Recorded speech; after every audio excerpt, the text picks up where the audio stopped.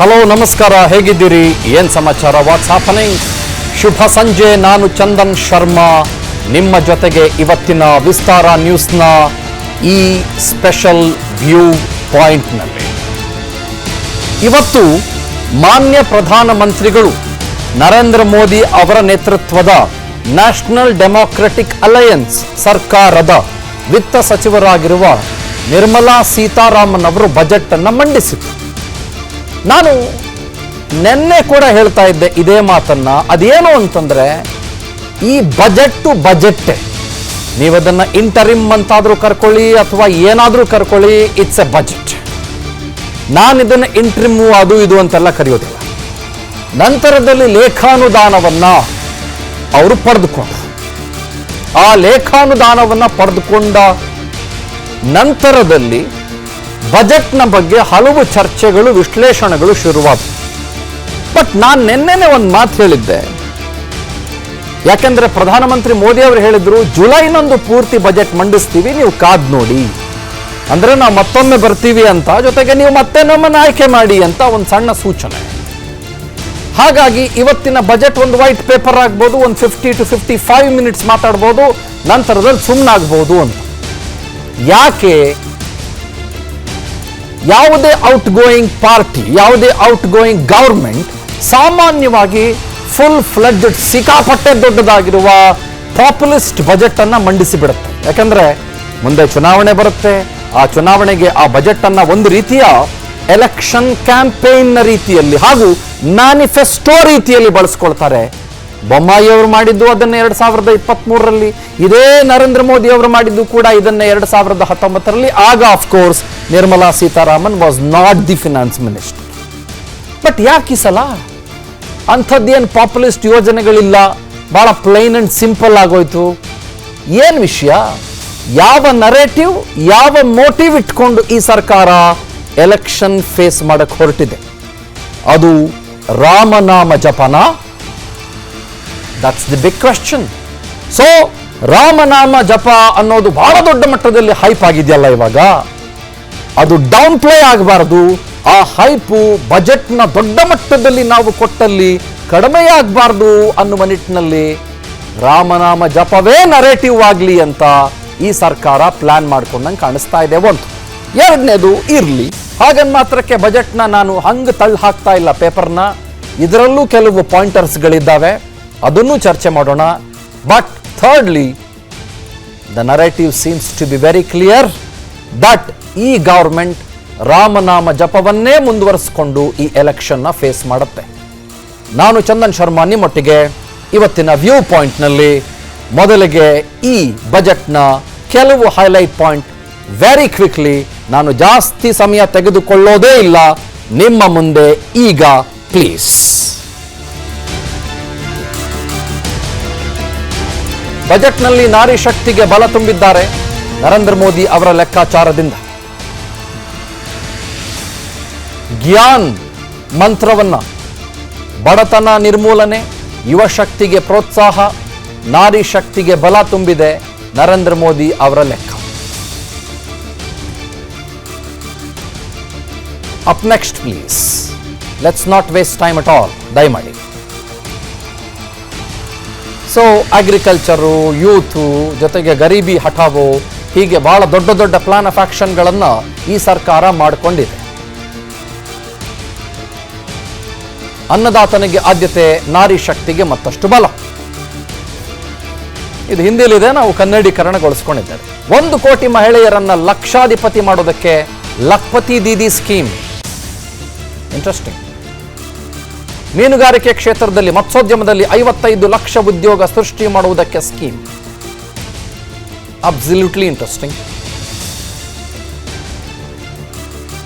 ಒಟ್ಟು 47,65,768 ಕೋಟಿ ರೂಪಾಯಿ ಬಜೆಟ್ ಅನ್ನ ನಿರ್ಮಲಾ ಸೀತಾರಾಮನ್ ಅವರು ಮಂಡಿಸಿದ್ದಾರೆ. I was actually expecting 150 lakh crores budget ಆಗಬಹುದೇನೋ ಅಂತ. ಮುಂದಕ್ಕೆ ಹೋಗೋಣ.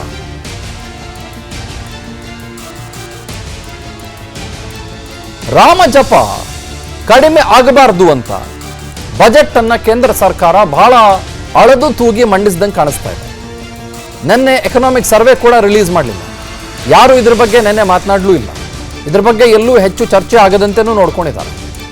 $3.8 ಟ್ರಿಲಿಯನ್ ಆರ್ಥಿಕತೆ ಅಂತ ಹೇಳ್ತಾರೆ. ಇದರ ನಡುವೆ ಸಾಲನೇ ಸಿಕ್ಕಾಪಟ್ಟೆ ಜಾಸ್ತಿ ಇದೆ. ಅಬೌಟ್ $3.1 ಟ್ರಿಲಿಯನ್ ಸಾಲ ಇದೆ ಭಾರತದ ಮೇಲೆ, ಅಂದರೆ 84% ಆಫ್ $3.8 ಟ್ರಿಲಿಯನ್. ಹಾಗಾಗಿ ಇದರ ನಡುವೆ ಕ್ಯಾಪೆಕ್ಸ್ನ ಜಾಸ್ತಿ ಮಾಡಿದ್ದಾರೆ. 11.11 lac crore rupees capital expenditure ಜಾಸ್ತಿ ಮಾಡಿದ್ದಾರೆ. ಅಂದರೆ ಮಿಕ್ಕಿದ್ದು 36 ಲಕ್ಷ ಕೋಟಿ ರೂಪಾಯಿ ಆಲ್ಮೋಸ್ಟ್ ರೆವಿನ್ಯೂ ಎಕ್ಸ್ಪೆಂಡಿಚರ್ ಮಾತ್ರ ಆಯಿತು. 47 ಲಕ್ಷದ ಒಳಗೆ ನೀವು 11 ಲಕ್ಷ ಕೋಟಿ ರೂಪಾಯಿಗಳನ್ನು ಮೈನಸ್ ಮಾಡಿದ್ರೆ ನಿಮಗೆ 36 ಲ್ಯಾಕ್ ಕ್ರೋರ್ ರುಪೀಸ್ ರೆವೆನ್ಯೂ ಆಯಿತು. ಆಮೇಲೆ ನಿಮಗೆ ಭಾಳ ಸ್ಪಷ್ಟವಾಗಿ ಮಾತನಾಡಬೇಕು ಅಂತಂದರೆ ರೂಲ್ಸ್ ಪ್ರಕಾರ, ನಿಯಮದ ಪ್ರಕಾರ ನಿಮಗೆ 3% ಒಳಗೆ ಫಿಸ್ಕಲ್ ಡೆಫಿಸಿಟ್ ಇದ್ರೆ ಓಕೆ ಅಂತ ಹೇಳಲಾಗುತ್ತೆ. But the fiscal deficit is ನಾವ್ ಅಟ್ 5.8. ಗೊತ್ತಾಯ್ತಾ? ಪ್ರಣಾಳಿಕೆ ರೀತಿಯಲ್ಲೂ ಈ ಬಜೆಟ್ ಮಂಡಿಸಿದಂಗೆ ನನಗೆ ಕಾಣಿಸ್ತಾ ಇಲ್ಲ. ಆದರೆ ರಾಮಜಪವೇ ದೊಡ್ಡ ಆಸ್ತಿ ಅಥವಾ ದೊಡ್ಡ ಅಸ್ತ್ರ ಅನ್ನೋ ಥರದಲ್ಲಿ ಈ ಬಜೆಟ್ ಅನ್ನು ಮಾನ್ಯ ಪ್ರಧಾನಮಂತ್ರಿಗಳ ನೇತೃತ್ವದ ಈ ಸರ್ಕಾರ ಮಂಡಿಸದ ರೀತಿಯಲ್ಲಿ ನಮಗೆ ಬಹಳ ಸ್ವಸ್ಪಷ್ಟವಾಗಿ, ಬಹಳ ನಿಖರವಾಗಿ, ಬಹಳ ನೀಟಾಗಿ ಇಲ್ಲಿ ಕಾಣಿಸ್ತಾ ಇದೆ, ಅನುಮಾನ ಇಲ್ಲ. So they don't want to downplay the emotions of people and they would want to encash the emotions of Ramanama. ಇದರಲ್ಲೂ ಕೂಡ ಯಾವ ಅನುಮಾನವೂ ಇಲ್ಲ. ಫಾರ್ ಎಕ್ಸಾಂಪಲ್, ನನ್ನ ಹತ್ರ $100 ಇದೆ ಅಂತಂದ್ರೆ 100 ರೂಪಾಯಲ್ಲಿ 84 ರೂಪಾಯಿ ಸಾಲ ಇದೆ ಅಂತಂದ್ರೆ ಹೆಂಗೆ? May be we are one of the fastest growing economies. ನಾನು ಇಲ್ಲ ಅಂತ ಹೇಳ್ತಾ ಇಲ್ಲ.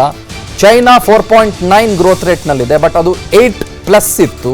ಈಗ ಸೌದಿ ಅರೇಬಿಯಾ, ಯುರೋಪಿಯನ್ ಅನೇಕ ಕಂಟ್ರಿಗಳು ರೆಸೆಷನ್ಗೆ ಬಂದು ತಲುಪ್ಕೊಂಡಿದ್ದಾವೆ, ನಾನು ಒಪ್ಕೊಳ್ತೀನಿ ಅದನ್ನು. ಆದರೆ FRBM ನಾರ್ಮ್ಸ್ನ ಪ್ರಕಾರದಲ್ಲಿ ನಿಮಗೆ ವಿತ್ತೀಯ ಕೊರತೆ ಅನ್ನೋದೇನಿದೆ ಅದು 3%ನ ಒಳಗಡೆ ಇರಬೇಕಾಗತ್ತೆ.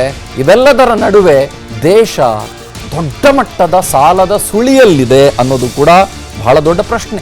ಇದಕ್ಕೆ ಇವರು ಕೊಡುವ ಉತ್ತರಗಳೇನು ಅಂತಂದರೆ, ಕೋವಿಡ್ ಇತ್ತು, ಸ್ಪೆಷಲ್ ಬಾರೋಯಿಂಗ್ಸ್ ಕೊಡಬೇಕಾಗಿತ್ತು ಸ್ಟೇಟ್ಸ್ಗೆ, ಹೀಗೆ ದುಡ್ಡು ಕೊಡಬೇಕಾಗಿತ್ತು, ಹೀಗೆಲ್ಲ ಹೇಳ್ತಾರೆ. ಇನ್ನೂ ಒಂದಿಷ್ಟು ಜನ ಮಾತಾಡ್ತಾ ಹೇಳ್ತಾರೆ, ಬಿಡ್ರಿ ಚೈನಾದು 92% ಇದೆ, ಬಿಡ್ರಿ ಚೈನಾ ಈಸ್ ಅಟ್ 92%, ಅವ್ರಿಗೆ ಅಷ್ಟೊಂದೆಲ್ಲ ಇದೆ, ನಮ್ದೇನು ಭಾಳ ಕಡಿಮೆ ಅಂತ ಹೇಳ್ತಾರೆ.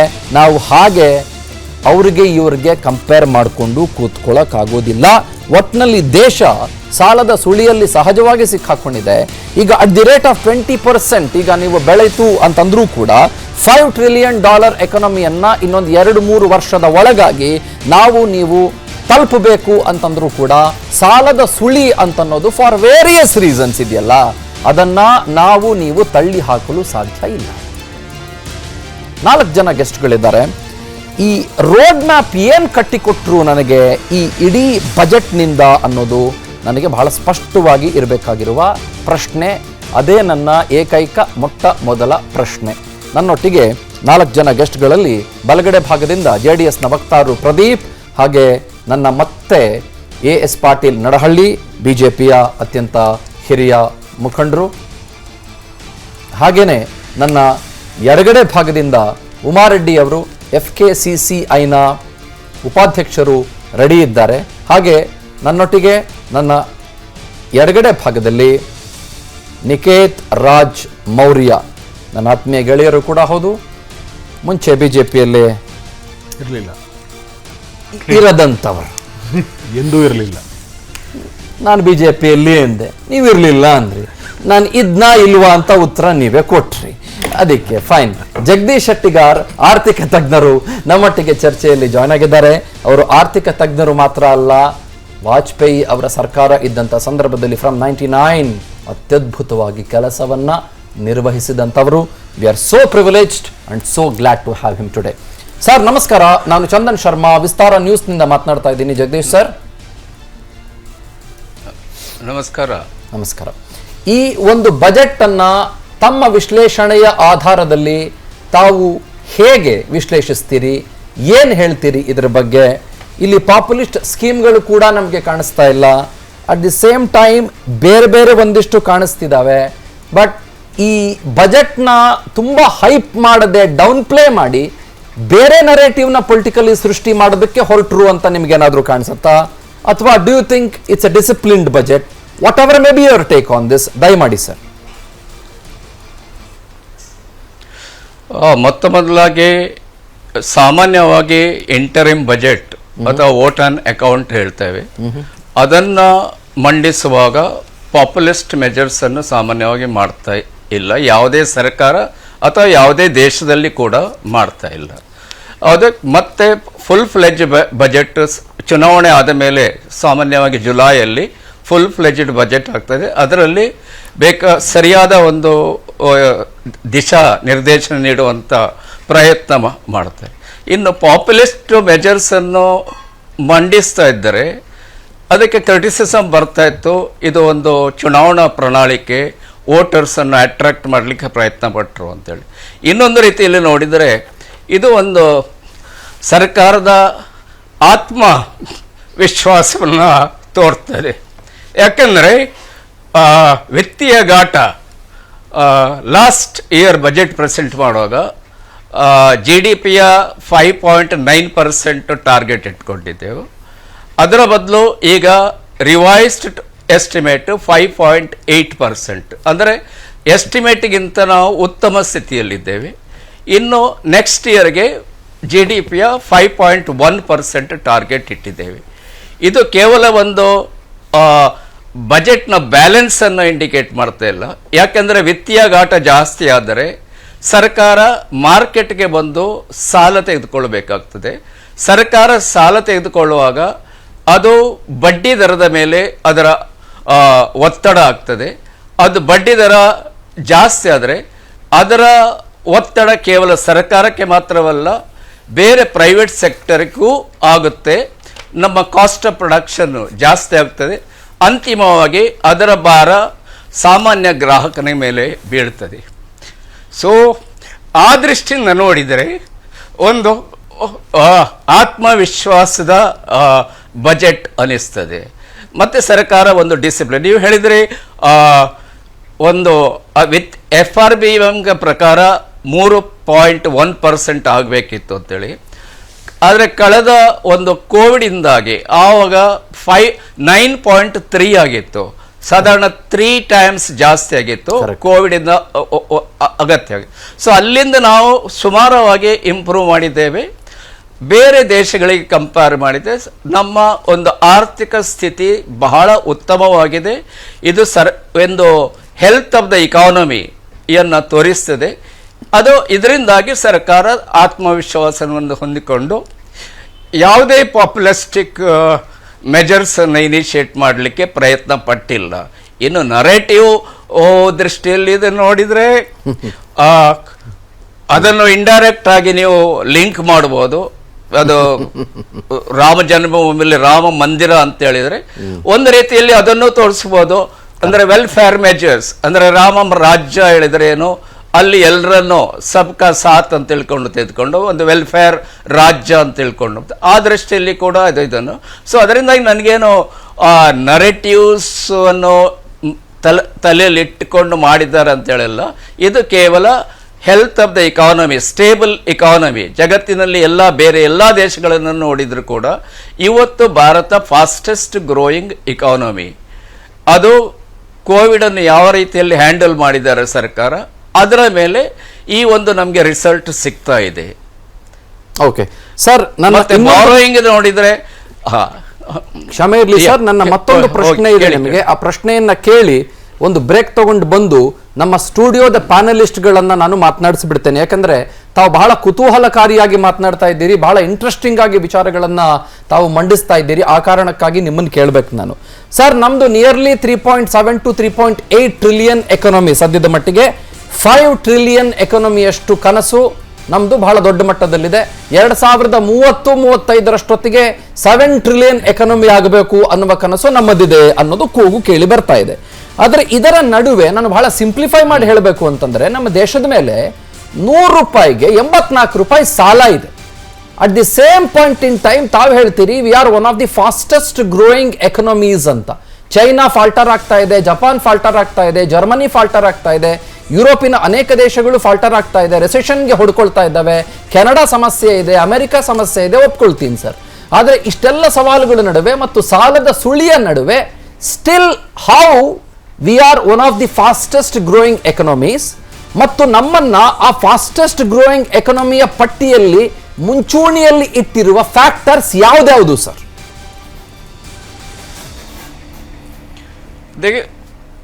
ಒಂದು ಹೇಳ್ತಾರೆ, ಯಾವುದೇ ಉತ್ಪಾದನೆ ಆಗಲಿ, ಅದು ಕೃಷಿ ಇರಲಿ ಅಥವಾ ಉದ್ಯೋಗ ವಸ್ತು ಇರಬೇರಲಿ, ಉತ್ಪಾದನೆ ಆದಮೇಲೆ ಅದಕ್ಕೆ ಮಾರ್ಕೆಟ್ ಇರಬೇಕು. ಆಗ ತಾನೇ ಅದು ವಿಕಾಸಗೊಳ್ಳಲಿಕ್ಕೆ ಸಹಾಯ ಆಗ್ತದೆ. ಭಾರತದ ಮಟ್ಟಿಗೆ ಹೇಳಬೇಕಾದರೆ ನಾವು ಹೊರ ಮಾರ್ಕೆಟ್ ಮೇಲೆ ಜಾಸ್ತಿ ಡಿಪೆಂಡ್ ಆಗಿಲ್ಲ.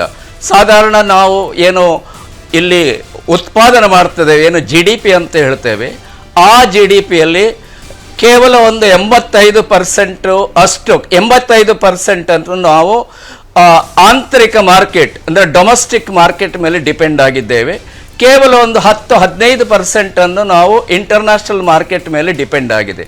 ಸೊ ಹಾಗಿರುವಾಗ ಹೊರಗಿನ ಮಾರ್ಕೆಟ್ ಮೇಲೆ ಎಷ್ಟೇ ಏನೋ ಫ್ಲಕ್ಚುಯೇಷನ್ ಆಗ್ತದೆ, ಅದು ನಮ್ಮ ಮೇಲೆ ಅಷ್ಟು ಒಂದು ಕೆಟ್ಟ ಒಂದು ಒತ್ತಡ ಬೀಳಲಿಕ್ಕೆ ಅದೆ. ಆದರೆ ಚೈನಾವನ್ನು ನೋಡಿದರೆ, ಚೈನಾ ಎಕ್ಸ್ಪೋರ್ಟ್ ಲೆಡ್ ಗ್ರೋತ್. ಎಲ್ಲಿಗೆ ಇಂಟರ್ನ್ಯಾಷನಲ್ ಮಾರ್ಕೆಟ್ ಸಪೋರ್ಟ್ ಸಿಗದಿದ್ದರೆ ಚೈನಾದ ಎಕಾನಮಿ ಕೊಲ್ಯಾಪ್ಸ್ ಆಗ್ತದೆ. ಇನ್ನು ಯುರೋಪಿಯನ್ ಕಂಟ್ರೀಸು ಮೊದಲೇ ಅವರು ಕೋವಿಡ್ ಮೊದಲೇ ಕೂಡ ಅಲ್ಲಿ ರಿಸೆಷನ್ನಲ್ಲಿ ನಡೀತಾ ಇತ್ತು. ಇನ್ನು US ಸಾಧಾರಣ ಅವ್ರದ್ದು ಗ್ರೋತ್ ರೇಟು 2-2.5% ಇತ್ತು. ಸೊ ಅವ್ರದ್ದು ಕೂಡ ಮಾರ್ಕೆಟ್, ಆದರೆ ಈಗ ಬರುವ ವರ್ಷ ಅವ್ರದ್ದು ಸ್ವಲ್ಪ ಮಾರ್ಜಿನಲ್ ಇಂಪ್ರೂವ್ಮೆಂಟ್ ಆಗ್ಬೋದು. ಸೊ ಮುಖ್ಯ ಕಾರಣ ನಮ್ಮ ಒಂದು ಆಂತರಿಕ ಮಾರ್ಕೆಟು, ಅದರಲ್ಲಿ ರೂರಲ್ ಮಾರ್ಕೆಟು ತೋ ಒಟ್ಟಾರೆ 75% ಅಷ್ಟು ನಾವು ಡೊಮೆಸ್ಟಿಕ್ ಮಾರ್ಕೆಟ್ ಮೇಲೆ ಡಿಪೆಂಡ್ ಆಗಿದ್ದೇವೆ. ಸೊ ಅದರಿಂದಾಗಿ ನಾವು ಹೊರ ಮಾರ್ಕೆಟಲ್ಲಿ ಇದಿಲ್ಲ. ಆದರೆ 15% ಅಂತೂ ನಾವು ಇಂಟರ್ನ್ಯಾಷನಲ್ ಮಾರ್ಕೆಟ್ ಮೇಲೆ ಡಿಪೆಂಡ್ ಆಗಿದ್ದು, ಅದು ಒಂದು ನಮಗೆ ಚಾಲೆಂಜ್ ಈಗಲೂ ಇದೆ. ಯಾಕೆಂದರೆ ಅಂತಾರಾಷ್ಟ್ರೀಯ ಮಾರ್ಕೆಟಲ್ಲಿ ಬರುವ 1-2 ವರ್ಷಗಳಲ್ಲಿ ಅಷ್ಟು ಆರ್ಥಿಕ ವಿಕಾಸ ಹೇಳಿದಷ್ಟು ಆಗಲಿಕ್ಕೆ ಇಲ್ಲ ಅಂತ ಹೇಳ್ಕೊಂಡು ಒಂದು ಆತಂಕ ಇದೆ. ಅದು ಒಂದು ನಮಗೆ ಇರುವಂಥ ಒಂದು ದೊಡ್ಡ ಚಾಲೆಂಜ್. ಅದನ್ನು ನಾವು ಎದುರಿಸಲಿಕ್ಕೆ ಸಾಧ್ಯವಾದರೆ 27ರಷ್ಟಕ್ಕೆ ನಾವು 5 ಟ್ರಿಲಿಯನ್ ಎಕಾನಮಿ ಆಗೋದ್ರಲ್ಲಿ ಏನೂ ಸಂದೇಹ ಇಲ್ಲ. ಅದೇ ರೀತಿಯಲ್ಲಿ ನಾವು ಸಾಧಾರಣ 2047ರಷ್ಟೊಟ್ಟಿಗೆ ಜಗತ್ತಿನ 2ನೇ ಆರ್ಥಿಕ ಶಕ್ತಿಯಾಗಿ ಆಗಬಹುದು. Right sir, that was fantastic of you. ದಯವಿಟ್ಟು ಸಂಪರ್ಕದಲ್ಲಿರಿ ಸರ್, ನಾನು ಮತ್ತೆ ನಿಮ್ಮನ್ನ ಮಾತನಾಡಿಸ್ತೀನಿ. ಇವೆಲ್ಲದರ ನಡುವೆ ನಾನು ಚರ್ಚೆಯನ್ನು ಓಪನ್ ಅಪ್ ಮಾಡ್ತೀನಿ. ಚರ್ಚೆಯನ್ನು ಓಪನ್ ಅಪ್ ಮಾಡುವ ಫ್ಯಾಕ್ಟರ್ಸ್ಗಳು ಏನು ಅಂತಂದ್ರೆ, ಈ MSMEಗಳು ಇದರ ಬಗ್ಗೆ ಏನು ಹೇಳ್ತಾವೆ ಅಂತ FKCCIನ ಉಪಾಧ್ಯಕ್ಷರು ಉಮಾರೆಡ್ಡಿ ಅವರು ನನ್ನೊಟ್ಟಿಗೇನೆ ಇದ್ದಾರೆ. ಹಾಗೆ 3 ಪಾರ್ಟಿಗಳ ವಕ್ತಾರರು ಕೂಡ ನನ್ನೊಟ್ಟಿಗೇನೆ ಇದ್ದಾರೆ. ಇದನ್ನ ಪೊಲಿಟಿಕಲಿ ಈ ಬಜೆಟ್ ಅನ್ನ ಇವರು ಹೇಗೆ ನೋಡ್ತಾರೆ ಅಂತ ಅನ್ನೋದು ನನ್ನ ಬಹಳ ದೊಡ್ಡ ಪ್ರಶ್ನೆಯಾಗಿದೆ. ನನಗನ್ಸಿದ್ದು ಬೆಳಗ್ಗೆಯಿಂದ ಈ ಒಂದು ಬಜೆಟ್ ಅನ್ನ ಗಮನಿಸಿದಾಗ ಸುಮಾರು ಒಂದು 50 ನಿಮಿಷಗಳ ವೈಟ್ ಪೇಪರ್ನ ಅಥವಾ 10 ವರ್ಷಗಳ ಹಿಂದಿನ ಸಾಧನೆಯನ್ನ ಮಾನ್ಯ ವಿತ್ತ ಸಚಿವರು ಜನರ ಮುಂದೆ ಇಟ್ಟಾಗ ನನಗನ್ಸಿದ್ದೇನು ಅಂತಂದ್ರೆ, ಬಜೆಟ್ ಸರಿ, ದೇಶಕ್ಕೆ ಬೇಕಾಗುವುದೆಲ್ಲವನ್ನೂ ಕೂಡ ಕೊಡುವ ಮಾರ್ಗ ಸರಿ, ಆದರೆ ಈ ಬಜೆಟ್ ತೀರಾ ಹೈಪ್ ಆಗಿದೆ. ಬಜೆಟ್ ಮೇಲೇನೆ ಚರ್ಚೆ ಅಂತಾಗಿ ಇದೇ ಒಂದು ಬಜೆಟ್ನ ನರೇಟಿವ್ ಸೃಷ್ಟಿ ಆಗದೆ ಒಂದು ಧಾರ್ಮಿಕ ನರೇಟಿವ್ ಸೃಷ್ಟಿಯಾಗಿಯೇ ಎಲೆಕ್ಷನ್ ಅನ್ನ ಫೇಸ್ ಮಾಡೋಣ ಅಂತನ್ನೋದು ಇಡೀ ಭಾರತೀಯ ಜನತಾ ಪಾರ್ಟಿಯಲ್ಲಿ ಮತ್ತು ನ್ಯಾಷನಲ್ ಡೆಮೊಕ್ರೆಟಿಕ್ ಅಲಯನ್ಸ್ ನಲ್ಲಿ ಸ್ಪಷ್ಟವಾಗಿ ಇದ್ದಂಗೆ ನನಗೆ ಕಾಣಿಸ್ತಾ ಇತ್ತು. ಮೋದಿ ಅವರ ರಾಮಲೆಕ್ಕದ ಬಗ್ಗೆ ಮಾತನಾಡ್ತಾ ಇದ್ದೀವಿ. ರಾಮಲೆಕ್ಕದ ಪೊಲಿಟಿಕಲ್ ಡಿಬೇಟ್ಗೆ ಬಂದ್ಬಿಡ್ತೇನೆ. ಮೊದಲಿಗೆ ಎಕನಾಮಿಕ್ ದೃಷ್ಟಿಯಿಂದ ತೆಗೆದುಕೊಂಡು ಬಿಡ್ತೇನೆ. ಮೇಡಮ್, ಉಮಾರೆಡ್ಡಿ ಮೇಡಮ್, ತಾವು ಒಬ್ಬ ಫ್ಯಾಕ್ಟ್ರಿ ಮಾಲೀಕರಾಗಿ, ತಾವು ಒಂದು ಇಂಡಸ್ಟ್ರಿ ನಡೆಸ್ತಾ ಇರುವವರಾಗಿ, ತಾವು ಈ ಬಜೆಟ್ನಿಂದ ಕೀ ಟೇಕ್ ಅವೇಸ್ ಅಂತ ಏನಾದರೂ ಬಯಸಿದ್ದಾರಾ? ಅಥವಾ ಇಲ್ಲ ಜುಲೈನಲ್ಲಿ ಮತ್ತೊಂದು ಬಜೆಟ್ ಯಾವುದೇ ಸರ್ಕಾರ ಬಂದರೂ ಕೂಡ, not be NDA, not be UPA, ಯಾವುದೇ government for the matter of fact, INDIA ಕೂಡ ಬರ್ಬೋದು, ಯಾವುದೇ ಸರ್ಕಾರ ಬಂದರೂ ಕೂಡ ನಾವು ಇಂಥವು ಆಗಬೇಕು ಅಂತ ತಮಗೇನಾದರೂ ಆಲೋಚನೆ ಇತ್ತಾ? Please.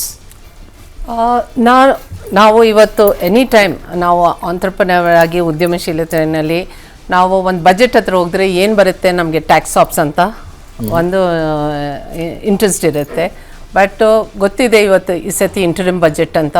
So vote on account budget, there will be no tax ups, maybe something incremental ಆಗುತ್ತೆ ಅಂತ ಒಂದು ಹೋಪ್ ಇತ್ತು, ಆಗಿತ್ತು ಮುಂಚೆ, even earlier Piyush Goyal was FM. But what F M presented ಏನಾಗಿದೆ, ವೆನ್ ಶಿ ಪ್ರೆಸೆಂಟೆಡ್ ಹೇಗೆ ಅನಿಸ್ತು, ಒಂದು ಆಪರ್ಚುನಿಟೀಸ್ ಇದೆ ಅಂತ ಒಂದು ದೊಡ್ಡ road map she showed. Viksit Bharat 2047 she started with that.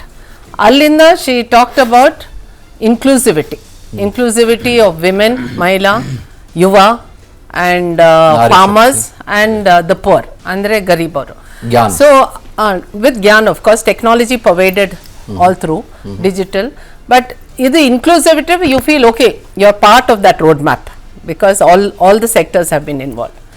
But specifically as an entrepreneur, where I look at as certain opportunities for a vibrant economy is infrastructure.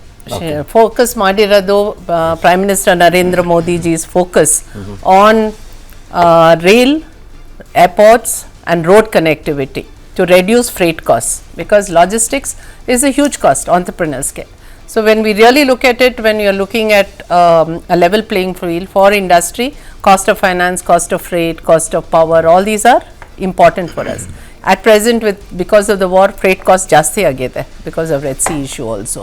So ಅದಕ್ಕೆ ಕಡಿಮೆ ಮಾಡಬೇಕಂದ್ರೆ it's definitely something which they are looking at. Along with it, she also talked about 40,000 bogies being converted to Vande Bharat bogies. Andre, again, there's going to be infrastructure. There is going to be SMEs wearing the hat of an MSME. Avrigella one opportunities, business opportunities. Secondly, she also talked about rooftop solar. 1 crore households are getting rooftop solar. It's not the 300 units that we are looking at. Adu, what is the kind of entrepreneurship that will come about it? ಅಂದರೆ panels ಬೇಕು, ಅದಕ್ಕೆ maintain ಮಾಡೋಕ್ಕೆ ಜನ ಇರಬೇಕು, battery charges ಬರುತ್ತೆ. So ಅದು ಒಂದು opportunity for SMEs. ಮೂರನೇದು, she talked about 1 lakh crore corpus fund for startups in innovation and research.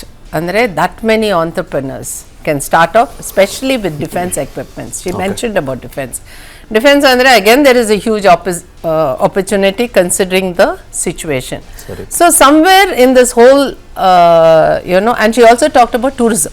Correct. Now, tourism in India, there is a great opportunity. We really haven't touched any bit of ಲಕ್ಷದ್ವೀಪದ ಬಗ್ಗೆ ಮಾತನಾಡಿದ್ರು. ಲಕ್ಷದ್ವೀಪ್ ಬಗ್ಗೆ ಮಾತಾಡಿದ್ರು, and tourism within the country. Even in FKCCI ನಾವು ಒಂದು ದಕ್ಷಿಣ ಉತ್ಸವ್ ಅಂತ ನಾವು ಹಮ್ಮಿಕೊಂಡಿದ್ವಿ. March 1st and 2nd ಮಾಡ್ತಾ ಇದ್ವಿ, all the 5 states of Karnataka. ಏನಕ್ಕೆ? Because there is a huge opportunity for entrepreneurs. So entrepreneurship per se, there is definitely, she showed that bright picture. Road ಮ್ಯಾಪ್ನಲ್ಲಿ ಇದಿದೆ ಇನ್ನು ಮುಂದಕ್ಕೆ opportunity. So and she was also very confident. ಜುಲೈನಲ್ಲಿ ನಾವು we will put up the new budget. That is what people feel, okay, it's just a few months away, barutte anta ಒಂದು ಆಶೆ. I think that is what got industry people to be very positive about it, even though we did get no SOPs in direct or indirect taxes. Some little incremental, those waivers that she has given, but nothing in terms. Also shows her confidence. Now kandita bartivi anta ಒಂದು she showed. It was very clear and very confident. Medium and SOPs were not the reason for us to come anta. Medium ಮತ್ತು small scale ಎಂಟರ್ಪ್ರೈಸಸ್ಗಳು ಸಾಮಾನ್ಯವಾಗಿ ಒಂದು budget ಇಂದ ಏನು expect ಮಾಡ್ತವೆ in 2024 ನಲ್ಲಿ? ಸಾಮಾನ್ಯನಲ್ಲಿ for small and medium enterprises, micro also included, one we are looking at manufacturing. Okay. Manufacturing, we are still, there's a huge demand for manufacturing, especially ivagira situation alli they are looking at India as a manufacturing hub. So namge manufacturing, there is a need for a large support mechanism, which is right now not there. There needs to be lot more done. There is a thought process, but adu implement agilla. Access to finance is still an issue, though there are many schemes. She talked about the Mudra scheme, but ಮಾಡ್ತಾ ಇದ್ದಾರೆ, but ಸಾಕಷ್ಟು ಮಾಡಬೇಕಾಗುತ್ತೆ. Ease of business is the most important. I would say that is the top. Is it easy now to do it's business? Still not. See, we still have GST. GST is, she talked about one tax, but it is still not one tax. Let's be very clear. It's one nation, not one tax. GST nalli we have many layers. And the kind of small enterprises, the kind of harassment that they go through to all these tax, even though it is digitized, there needs a lot more to be done on ease of doing business.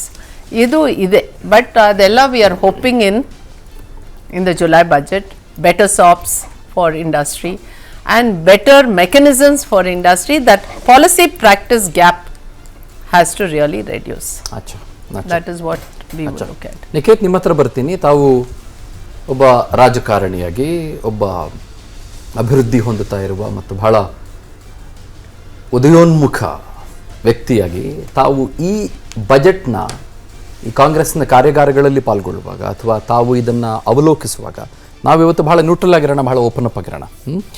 Politics ಇರುತ್ತೆ, ಚರ್ಚೆ ಇರುತ್ತೆ, ನೀವು ಅವರನ್ನು ಕೇಳೋದಿರುತ್ತೆ, ಇವರನ್ನು ಕೇಳೋದಿರುತ್ತೆ, ಹಿರಿಯರಿದ್ದಾರೆ. So ತಾವು ಇದನ್ನು budget ಅಂತಿರೋ ಅಥವಾ ಹಲವು ವಿಷಯಗಳನ್ನು ಹೈಪಪ್ ಮಾಡದೆ, ಸಾಮಾನ್ಯವಾಗಿ ಬಜೆಟ್ ಹೇಗಿರುತ್ತೆ ಕೇಂದ್ರದ್ದು ಅಂತಂದರೆ, ಈಗ ಬೊಮ್ಮಾಯಿ ಅವರ ಸರ್ಕಾರದ ಬಜೆಟ್ ಹೆಂಗಿತ್ತು 2023 ಅಂತಂದರೆ ಸಿಕ್ಕಾಪಟ್ಟೆ ದೊಡ್ಡ ಬಜೆಟ್, 3,27,000 ಕೋಟಿ ರೂಪಾಯಿ ಬಜೆಟ್ ಕೊಟ್ಟಿದ್ದರು. 3,27,000 crore rupees. ನಾನು ಅವ್ರನ್ನ ಕೇಳಿದ್ದೆ, ನೆಕ್ಸ್ಟ್ ನಾವು ಅಧಿಕಾರಕ್ಕೆ ಬರ್ತೀವಲ್ಲ ಅಂತಂದಿದ್ರು. Piyush Goyal 2019 when he was the outgoing FM finance minister, he had given a huge budget. ಆಮೇಲೆ ಇವ್ರು ಹೇಳ್ದಂಗೆ ಹಲವು ಸಾಪ್ಸ್ಗಳನ್ನು, ಬೇರೆ ಬೇರೆ ಟ್ಯಾಕ್ಸ್ ಬೆನಿಫಿಟ್ಗಳನ್ನು, ರಿಬೇಟ್ಗಳನ್ನು ಎಲ್ಲ ಮಾಡಿದ್ರು. Because that was set to be not only a budget but also election manifesto, ಪ್ರಣಾಳಿಕೆ. ಇವತ್ತು ಆ ಥರದ್ದೇನು ಅನಿಸ್ಲಿಲ್ಲ ನಮಗೆ. ಸೊ ಹಾಗಾಗಿ ಇಲ್ಲಿ ಒಂದು ಧರ್ಮವೇ ಅಥವಾ ರಾಮನಾಮ ಜಪದ ಅಡಿಯಲ್ಲೇ ಎಲೆಕ್ಷನ್ ಫೇಸ್ ಮಾಡೋಣ, not with the help of budget ಅನ್ನುವ ಬಿಜೆಪಿಯ ಪೊಲಿಟಿಕಲ್ ಸ್ಟ್ರಾಟಜಿ ಬದಲಾಗಿರ್ಬೋದು ಅಂತ ತಮಗನ್ಸುತ್ತಾ? ಅವರೇ ಒಂದು ಅಜೆಂಡಾನ ಸೆಟ್ ಮಾಡಿದ್ದಾರೆ ದೇಶಕ್ಕೆ. ಹೀಗಾಗಿ ಅವರೇ ಸೆಟ್ ಮಾಡಿರುವಂಥ ಅಜೆಂಡಾನ ಮತ್ತೊಂದು ಬಜೆಟಿನ ಅಜೆಂಡಾದ ಮೂಲಕ ಅವರಿಗೆ ಅಳಿಸೋದಕ್ಕೆ ಇಷ್ಟ ಇಲ್ಲ ಅಂತ ಬಹುಶಃ ಅವರು ಈ ರೀತಿ ಮಾಡಿದ್ದಾರೆ. ಓವರ್ ಶೇಡ್ ಮಾಡೋದು ಬೇಡ ಅನ್ನೋ ಕಾರಣಕ್ಕೋಸ್ಕರ ಹಂಗೆ ಮಾಡಿದ್ದಾರೆ ಅಷ್ಟೇ. ಆದರೆ ಒಂದಂತೂ ಏನು ಅಂತಂದ್ರೆ, ಈ ಬಜೆಟನ್ನು ನಾವು ಅವಲೋಕಿಸೋದಾದ್ರೆ, ಈ ಬಜೆಟ್ನ ನಾವು ಬಹಳ ಮುಖ್ಯವಾಗಿ ಗಮನಿಸಬೇಕಿರೋದು ಏನು ಅಂತಂದ್ರೆ, ನಿರ್ಮಲಾ ಸೀತಾರಾಮನ್ ಅವರು ಅತ್ಯಂತ ಕಡಿಮೆ ಅವಧಿಯೊಳಗಡೆ, ಬಹುಶಃ ಭಾರತ ದೇಶದ ಬಜೆಟ್ ಮಂಡಿಸಿದ ಎಲ್ಲ ಫೈನಾನ್ಸ್ ಮಿನಿಸ್ಟರ್ಗಳ ಇತಿಹಾಸವನ್ನು ತೆಗೆದ್ರೆ ಇಷ್ಟು ಕಡಿಮೆ ಅವಧಿಯಲ್ಲಿ ಒಂದು ಬಜೆಟ್ ಇದು ಪುಸ್ತಕವನ್ನು ಓದಿ ಮುಗಿಸಿದ್ದನ್ನ ಬಹುಶಃ ಫಸ್ಟ್ ಟೈಮ್ ನಾವು ನೋಡಿದ್ದೀವಿ ಅಂತ ನಾನು 57 minutes. So never before these things happened. ಯಾಕೆಂದ್ರೆ ಹಿಂದೆ ಎಷ್ಟು ಜನ ಫಿನಾನ್ಸ್ ಮಿನಿಸ್ಟರ್ ಆಗಿದ್ರು, ಬಜೆಟ್ ಅನ್ನ ಆ ಗಾತ್ರವನ್ನ, ಯಾಕೆಂದ್ರೆ ಇವರು ಕೂಡ 48 ಲಕ್ಷ ಕೋಟಿ ಆಸುಪಾಸಿನ ಬಜೆಟ್ ಅನ್ನು ಮಂಡಿಸಬೇಕಾದ್ರೆ ಆ ಇಡೀ ಬಜೆಟಿನ ಗಾತ್ರ ಏನಿದೆ, ಅದರ ಸೈಜ್ ಏನಿದೆ, ಎಲೆಕ್ಷನ್ ಇಯರ್ಗೆ ಹೋಗ್ತಿರುವಂಥ ಬಜೆಟಿನ ಸೈಜ್ ಅನ್ನು ಓದಬೇಕಾದ್ರೆ ಅದಕ್ಕೆ ಬಹಳ ಸುದೀರ್ಘವಾದ ಸಮಯ ತಗೊಳ್ತಾ ಇದೆ. ಇದನ್ನು ನಾವು ನೋಡ್ತಾ ಇದ್ವಿ. ನಾನು ಕೂಡ ಬೆಳಗ್ಗೆ ನಾನು ಮಾಧ್ಯಮಗಳಲ್ಲಿ ಗಮನಿಸ್ತಾ ಇರಬೇಕಾದ್ರೆ ನೋಡ್ತಿದ್ದಂಗೆ ಬಜೆಟಿನ ಪುಸ್ತಕ ಮುಗ್ದೇ ಹೋಗಿತ್ತು, ಬಜೆಟಿನ ಇಡೀ ಎಕ್ಸ್ಪ್ಲನೇಷನ್ ಮುಗಿದೋಗಿತ್ತು. ಆದರೆ ಒಂದು ಯಾಕೆ ಇಷ್ಟು ಬೇಗ ಮುಗಿಸಿದ್ದಾರೆ ಅಂತಂದ್ರೆ, ಜನಕ್ಕೊಂದು ಅರ್ಥ ಆಗಿದೆ ಏನು ಅಂತಂದ್ರೆ, ಇವರು ಹಿಂದೆ ಕೊಟ್ಟಂತ ಯಾವ ಬಜೆಟಿನ ಪ್ರಾಮಿಸಸ್ಗಳನ್ನು ಈಡೇರಿಸಿದ್ದಾರೆ ಅಂತ. ಪ್ರತಿ ವರ್ಷ 2 ಕೋಟಿ ಉದ್ಯೋಗ ಕೊಡ್ತೀವಿ ಅಂತ ಹೇಳಿದ್ರು. ಅದ್ರ ಬಗ್ಗೆ ಈ ಬಜೆಟ್ನಲ್ಲಿ ನಾವು ಹಿಂದೆ ಮಾಡಿದ ಸಾಧನೆ ವಿವರಿಸಬೇಕಲ್ಲ. ಪ್ರತಿ ವರ್ಷ 2 ಕೋಟಿ ಉದ್ಯೋಗ ಕೊಟ್ಟಿದ್ದೀವಿ ಅಂತ ಹೇಳಿದ್ರ. ನಾವು ಯಾಕೆ ಮಾತು ಬಹಳ ಮುಖ್ಯವಾಗಿ ಹೇಳ್ತಾ ಇದ್ದೀನಿ ಅಂದ್ರೆ, ರೈತರ ಆದಾಯವನ್ನು ದ್ವಿಗುಣ ಮಾಡ್ತೀವಿ ಅಂತ ಹೇಳಿದ್ರು. ಇವತ್ತು ಯಾವುದಾದ್ರೂ ದೇಶದೊಳಗಡೆ ಇರುವಂತ ಒಬ್ಬ ರೈತ ಇದೇನು ನನ್ನ ಆದಾಯ ದ್ವಿಗುಣ ಆಗಿದೆ ಅಂತ ಎದೆ ತೊಟ್ಕೊಂಡು ಹೇಳುವಂತ ಒಂದು ಪರಿಸ್ಥಿತಿ ನಿರ್ಮಾಣ ಮಾಡಲಾಗಿದ್ಯಾ? ಇವತ್ತು ಈ ದೇಶದೊಳಗಡೆ ಬೆಲೆ ಏರಿಕೆಯ ವಿರುದ್ಧವೇ ಹೋರಾಟ ಮಾಡ್ಕೊಂಡು ಬಂದವರು 2014ರಲ್ಲಿ ಬೆಲೆ ಏರಿಕೆ ಬಗ್ಗೆ ಅಷ್ಟೆಲ್ಲ ಮಾತನಾಡಿದವರು ಕಡೆ ಪಕ್ಷ ನಾನು ಇವತ್ತು ಅಂದ್ಕೊಂಡಿದ್ದೆ ಏನು ಅಂತಂದ್ರೆ, ಇವತ್ತು ಒಂದು ಬ್ಯಾರಲಿನ ರೇಟು ಡೀಸೆಲ್ ಪೆಟ್ರೋಲ್ ಇಂದು ಅವತ್ತು ಏನು $118 ಇತ್ತು ಒಂದು ಬ್ಯಾರಲ್ ಫ್ಯೂಯಲ್. ಆದ್ರೆ ಇವತ್ತಿರೋದು ಕೇವಲ $67 ಮಾತ್ರ. ಹೀಗಿರ್ಬೇಕಾದ್ರೆ ನಾವೆಲ್ಲರೂ ತಿಳ್ಕೊಂಡಿದ್ವಿ ಇಡೀ ದೇಶ ಕಡೆ ಪಕ್ಷ ಫ್ಯೂಯಲ್ ಚಾರ್ಜಸ್ ಅನ್ನು ಕಡಿಮೆ ಮಾಡ್ತಾರೆ, ಗ್ಯಾಸು ಪೆಟ್ರೋಲು ಡೀಸೆಲ್ಲು ಕಡಿಮೆ ಮಾಡ್ತಾರೆ. ನಾನು ಯಾವಾಗಲೂ ತಮಾಷೆಗೆ ಒಂದು ಮಾತು ಹೇಳ್ತಿರ್ತೀನಿ, ಬಿಜೆಪಿ ಸರ್ಕಾರ GST ಇದನ್ನು ಬಡ್ಗಯ, GST ಬಡ್ಗಯ ಅಂತ ಹೇಳ್ಬೇಕಾದ್ರೆ, GST ಬಡ್ಗಯ, ಜಿ ಮತ್ಲಬ್ ಗ್ಯಾಸು, ಪಿ ಮತ್ರ ಇದೇನು GDP ಬಡ್ಗಯ ಅಂತ ಹೇಳ್ಬೇಕಾದ್ರೆ, ಜಿ ಅಂದ್ರೆ ಗ್ಯಾಸು, ಡಿ ಅಂದ್ರೆ ಡೀಸೆಲ್ಲು, ಪಿ ಅಂದ್ರೆ ಪೆಟ್ರೋಲು, ಅದರ ಬೆಲೆ ಜಾಸ್ತಿ ಆಗಿದೆ ಅನ್ನೋದನ್ನ ಮಾತ್ರ ಖಂಡಿತವಾಗಿ ಈ ರೀತಿ ಹೇಳ್ತಿರ್ತಾರೆ ಅಂತ ನಾನು ತಮಾಷೆ ಮಾಡ್ತಿರ್ತೀನಿ. ಬಹಳ ಮುಖ್ಯವಾಗಿ ಮೋದಿ ಅವರು ಕಳೆದ ಬಾರಿ ಕೂಡ ಬಜೆಟ್ ನಲ್ಲಿ ಅವರು ಮಾತನಾಡಬೇಕಾದ್ರೆ, ಇದ್ರ ಹಿಂದೆ ಅಲ್ಲ ಅದರ ಹಿಂದಿನ ವರ್ಷದ ಬಜೆಟ್ಗಳಲ್ಲಿ ಮಾತನಾಡಬೇಕಾದ್ರೆ 2022ರ ವೇಳೆಗೆ ಭಾರತದಲ್ಲಿ ಎಲ್ಲರಿಗೂ ಶಾಶ್ವತವಾದ ಮನೆ ನಿರ್ಮಾಣ ಮಾಡ್ತೀವಿ ಅನ್ನುವಂತ ಪ್ರಾಮಿಸ್ ಅನ್ನು ಕೂಡ ಮಾಡಿದ್ರು. ಒಂದ್ಸರ್ತಿ ಇವತ್ತು ನಮ್ಮ ಹಳ್ಳಿಗಾಡಿನ ಕಡೆಗೆ ನೋಡಿದ್ರೆ ಎಷ್ಟು ಜನಕ್ಕೆ ಶಾಶ್ವತವಾದ ಮನೆ ನಿರ್ಮಾಣ ಮಾಡಿದ್ದೀವಿ ಅನ್ನೋ, ಎಲ್ರಿಗೂ ಶಾಶ್ವತವಾದ ಮನೆಯ ಪ್ರಾಮಿಸ್ ಆಗಿತ್ತು 2022ರ ವೇಳೆಗೆ. ಅಂದ್ರೆ ಪ್ರಾಮಿಸಸ್ ಆಗಿ ಉಳ್ಕೊಂಡಿರುವಾಗ ಇವತ್ತು ಎದ್ದು ಚುನಾವಣಾ ವರ್ಷದಲ್ಲಿ ಮತ್ತೆ ಹೊಸ ಪ್ರಾಮಿಸಸ್ ಕೊಟ್ಟಿದ್ದಿದ್ರೆ ಹಳೆ ಪ್ರಾಮಿಸಸ್ಗಳೆಲ್ಲದರ ಚರ್ಚೆ ಆಗ್ತಾ ಇತ್ತು. ಆ ಕಾರಣಕ್ಕೋಸ್ಕರ ನನಗನ್ಸುತ್ತೆ ಇಟ್ಸ್ ಅನ್ ಇಂಟೆಲಿಜೆಂಟ್ ಮ್ಯೂ. 10 ವರ್ಷದ ಹಿಂದಿನ ಒಳನೋಟದ ಒಂದು ವೈಟ್ ಪೇಪರನ್ನು ರಿಲೀಸ್ ಮಾಡಿ ಸಾಧನೆಗಳ ಪಟ್ಟಿಯನ್ನು ನಿರ್ಮಲಾ ಸೀತಾರಾಮನ್ ಇವತ್ತು ರಿಲೀಸ್ ಮಾಡಿದರು. ಆಮೇಲೆ ನೀವು ಬ್ಯಾರಲ್ಗಳ ಲೆಕ್ಕಾಚಾರ ಹಾಕ್ತಾ ಇದ್ರಿ ಸರ್. I am just interested to know, ಒಂದು ಬ್ಯಾರಲ್ಗೆ ಎಷ್ಟು ಲೀಟ್ರು ನಿಕೇತ್ ರಾಜ್? ನೀವು ಹೇಳಿ ಸರ್, ನಂಗೆ ಮಾಹಿತಿ ಹೇಳಿ sir. 159 litres. Yes sir. So ಒಂದು ಬ್ಯಾರಲ್ಗೆ 159 ಲೀಟ್ರು ಅಂತಂದರೆ ನಾವು ಅದನ್ನು GST ರಿಜೈಮ್ಗೆ ತಂದರೆ ಇಂಪೋರ್ಟ್ ಡ್ಯೂಟಿ, ಎಕ್ಸ್ಪೋರ್ಟ್ ಡ್ಯೂಟಿ ಮತ್ತು ಎಕ್ಸ್ಟ್ರಾಕ್ಟಿಂಗ್ ಡ್ಯೂಟಿ ಅದೆಲ್ಲವನ್ನೂ ತೆಗೆದುಬಿಟ್ಟು ಅದಕ್ಕೆ ಸೂಪರ್ ಡೂಪರ್ ಅಲ್ಟ್ರಾ ಡೂಪರ್ 36% ಅಂತ ಹೊಸದಾಗಿ ನಾವೇನಾದರೂ GST ಕಂಡು ಹಿಡಿದು ಹಾಕಿದ್ರೂ ಕೂಡ ನೀವು ಹೇಳಿದ ಹಾಗೆ ನಿಮಗೆ ಒಂದು 45 ರೂಪಾಯಿಗೆ ಡೀಸೆಲ್ಲೋ ಪೆಟ್ರೋಲು ಸಿಗಬೇಕು. ಅದಕ್ಕೆ 36%, ನಾನು ಹೇಳ್ತಾ ಇರೋದು ಇರೋದೇ ಲಾಸ್ಟ್ ಸ್ಲ್ಯಾಬು GST 28% ನಾನು ಹೇಳ್ತಾ ಇರೋದು. ಆದರೆ ಅದಕ್ಕೆ ರಾಜ್ಯಗಳು ಕೂಡ ಒಪ್ಕೊಳ್ಳೋದಿಲ್ಲ. ಯಾಕೆ ಅಂತಂದರೆ ರಾಜ್ಯಗಳಿಗೆ ಬರುವ ಸ್ಟೇಟ್ ವ್ಯಾಟ್ ಏನಿದೆ, ರಾಜ್ಯಗಳಿಗೆ ಸಿಗುವ ಸ್ಟೇಟ್ ಟ್ಯಾಕ್ಸ್ ಏನಿದೆ, ಅದು ಸಂಪೂರ್ಣವಾಗಿ ಕುಸಿದು ಹೋಗಿ ರಾಜ್ಯಕ್ಕೆ ಬರುವ ಆದಾಯ ನಿಮಗೆ ಕಾಲು ಭಾಗದಷ್ಟು ಕಡಿಮೆ ಆಗಿಬಿಡುತ್ತೆ, ಅರ್ಥ ಮಾಡ್ಕೊಳ್ಳಿ. ಆ ಕಾರಣಕ್ಕಾಗಿ GST ರಿಜೈಮ್ಗೆ ನಿಮಗೆ ಯಾವ ಕಾರಣಕ್ಕೂ ಪೆಟ್ರೋಲ್ ಮತ್ತು ಡೀಸೆಲ್ಲು ಬರುವುದಕ್ಕೆ ಒಪ್ಪಿಕೊಳ್ಳಲು ರಾಜ್ಯಗಳೇ ತಗದೆ ತೆಗಿತಾ ಇದ್ದಾವೆ. ಇದು ಬಹಳ ಇಂಪಾರ್ಟೆಂಟ್ ಆಸ್ಪೆಕ್ಟ್, ನೀವು ಅರ್ಥ ಮಾಡ್ಕೊಳ್ಬೇಕಾಗಿರೋದು. ನಾನು ಮಾತಾಡ್ತೀನಿ ಮತ್ತೆ ನಿಮ್ಮ ಹತ್ರ. ಅಲ್ಲ ಹಾಗಿದ್ರೆ ನಾನು ಕೇಳ್ತಿರೋದು ಏನು ಅಂತಂದ್ರೆ, ಇದೇ ಪೆಟ್ರೋಲಿನ ಬೆಲೆ ಅವತ್ತು 70ರ ಆಸುಪಾಸಲ್ಲಿ ಇದ್ದಾಗ ಪ್ರಧಾನಮಂತ್ರಿಗಳ ಭರವಸೆ ಏನಾಗಿತ್ತು? ಪ್ರಧಾನಮಂತ್ರಿಗಳು ದೇಶದ ಮುಂದೆ ಕೊಟ್ಟಂತ ಅವಾಗಿದ್ದಾಗ ನೀವು ಕಳೆದ 6 ಮತ್ತು 7 ವರ್ಷಗಳ ಸೋಶಿಯೋ ಎಕನಾಮಿಕ್ ಇಂಡೆಕ್ಸ್ ಮತ್ತು ಇಂಟರ್ನ್ಯಾಷನಲ್ ಪಾಲಿಸಿಗಳನ್ನು ಗಮನಿಸಿದ್ದವರಾಗಿದ್ದರೆ, ಈಗ ಯಾವುದೇ ದೇಶದ ಕೈಯಲ್ಲಿ, ಮುಖ್ಯವಾಗಿ ಭಾರತದ ಕೈಯಲ್ಲಿ ಆಯಿಲ್ ಕಂಟ್ರೋಲ್ ಮಾಡುವ ಶಕ್ತಿ, ಆಯಿಲ್ನ ಪ್ರೈಸಸ್ಸನ್ನು ನಿಗದಿ ಮಾಡುವಂಥ ತಾಕತ್ತು ಇಲ್ಲ. ನೀವು ಹೇಳಿದಾಗೆ ಅವ್ರು ಬಹುಶಃ ಏನು ಮಾಡ್ಬೋದಾಗಿತ್ತು ಅಂತಂದರೆ, ಒಂದು ವ್ಯಾಟು, ಸೆಂಟ್ರಲ್ ಎಕ್ಸೈಸು, ಅದು ಇದು ಅದ್ರ ಬಗ್ಗೆ ಒಂದು ಸ್ವಲ್ಪ ಆಲೋಚನೆ ಮಾಡ್ಬೋದು. ಹಾಗಾಗಿಯೂ ಈ ರಾಜ್ಯಕ್ಕೆ ಪೆಟ್ರೋಲ್ ಮತ್ತು ಡೀಸೆಲ್ ಕಡಿಮೆಯಾಗಬೇಕು ಅಂತ ಏನಾದರೂ ಇದ್ದರೆ, ಇಲ್ಲಿರುವ ಕಾಂಗ್ರೆಸ್ ಸರ್ಕಾರ ತನ್ನ ಸ್ಟೇಟ್ ಎಕ್ಸೈಸ್ ಡ್ಯೂಟಿ ಏನಿದೆ ಪೆಟ್ರೋಲ್ ಮತ್ತು ಡೀಸೆಲ್ ಮೇಲೆ ಏನಿದೆ ಅದನ್ನು ಸ್ವಲ್ಪ ಕಡಿಮೆ ಮಾಡ್ಕೊಳ್ಬೋದು. 3 ರೂಪಾಯಿ 4 ರೂಪಾಯಿಗೆ ಕಡಿಮೆ ಮಾಡ್ಕೊಳ್ಬೋದು. ಅದನ್ನು ಗೋವಾ ಸರ್ಕಾರ ಮಾಡಿತ್ತು ಕಳೆದ ಹಲವು ವರ್ಷಗಳ ಹಿಂದೆ, if I am not wrong. ಹಾಗಾಗಿ oil is a very crucial issue Niket Raj. ನಾನು ಮಾತನಾಡ್ತೀನಿ ಮತ್ತೆ ನಿಮ್ಮ ಹತ್ರ. ಅದರ ಜೊತೆಗೆ ನೀವು ಹೇಳಿದ ಹಾಗೆ ರಾಮನಾಮನ ಒಂದು ಸ್ಮರಣೆಯನ್ನು ಇಟ್ಟುಕೊಂಡೇ ಇವರು ಎಲೆಕ್ಷನ್ನನ್ನು ಬಹುಶಃ ಫೇಸ್ ಮಾಡಕ್ಕೆ ಹೊರಟಿದ್ದಾರೆ ಅಂತ ನೀವು ಹೇಳ್ತಾ ಇದ್ದೀರಿ. But is it bothering Congress? ಅದು ಕಾಂಗ್ರೆಸ್ಗೆ ಏನಾದರೂ ಹೊಡೆತ, ಕಾಂಗ್ರೆಸ್ಗೆ ಏನಾದರೂ ಸಮಸ್ಯೆ ಅಂತ ಅನ್ನಿಸ್ತಾ ಇದೆಯಾ? ಯಾಕೋ ಇತ್ತೀಚೆಗೆ ನೀವು ಒಂದು ಸ್ವಲ್ಪ ಹೊಡೆತ ಮಾಡ್ಕೊಳ್ತಾ ಇದ್ದೀರಿ ರಾಮನ ವಿಷಯದಲ್ಲಿ, ಹನುಮನ ವಿಷಯದಲ್ಲಿ. ಒಂಚೂರು ನೀವೇ ಒಳಗೆ ನಿಮ್ಮ ಸ್ಟೇಟ್ಮೆಂಟ್ಗಳು ಸರಿಯಾಗಿಲ್ಲ ಅಂತ ಅನ್ನಿಸ್ತಾ ಇದೆ. ನೀವು ಯಾಕೋ ಇವ್ರಿಗೊಂದು ಯುಫೋರಿಯಾ ಕ್ರಿಯೇಟ್ ಆಗಿಬಿಡ್ತು, ಭಾವಾವೇಶ ಕ್ರಿಯೇಟ್ ಆಗಿಬಿಡ್ತು ರಾಮನಾಮನ ವಿಚಾರದಲ್ಲಿ ಅಂತನ್ನುವ ಕಾಂಗ್ರೆಸ್ಸು ಒಂದು ಸ್ವಲ್ಪ ಎಡವಟ್ ಮಾಡ್ಕೊಳ್ತಿದೆ ಅಂತ ಅನ್ನಿಸ್ತಾ ಇದೆ.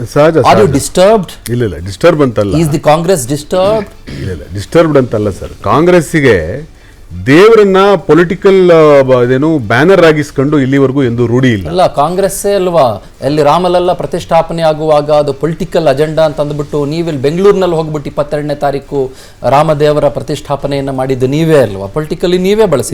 ಏನೇನು ಬೆಂಗಳೂರಿನಲ್ಲಿ ನಿಮ್ಮ ಸಿದ್ದರಾಮಯ್ಯನವರು ರಾಮ ದೇವಸ್ಥಾನ ಉದ್ಘಾಟನೆ ಮಾಡಿದ್ದು ಜನವರಿ 22ನೇ ತಾರೀಕು ಪೊಲಿಟಿಕಲ್ ರೀಸನ್ಸ್ಗೋಸ್ಕರ. See, that program was previously fixed.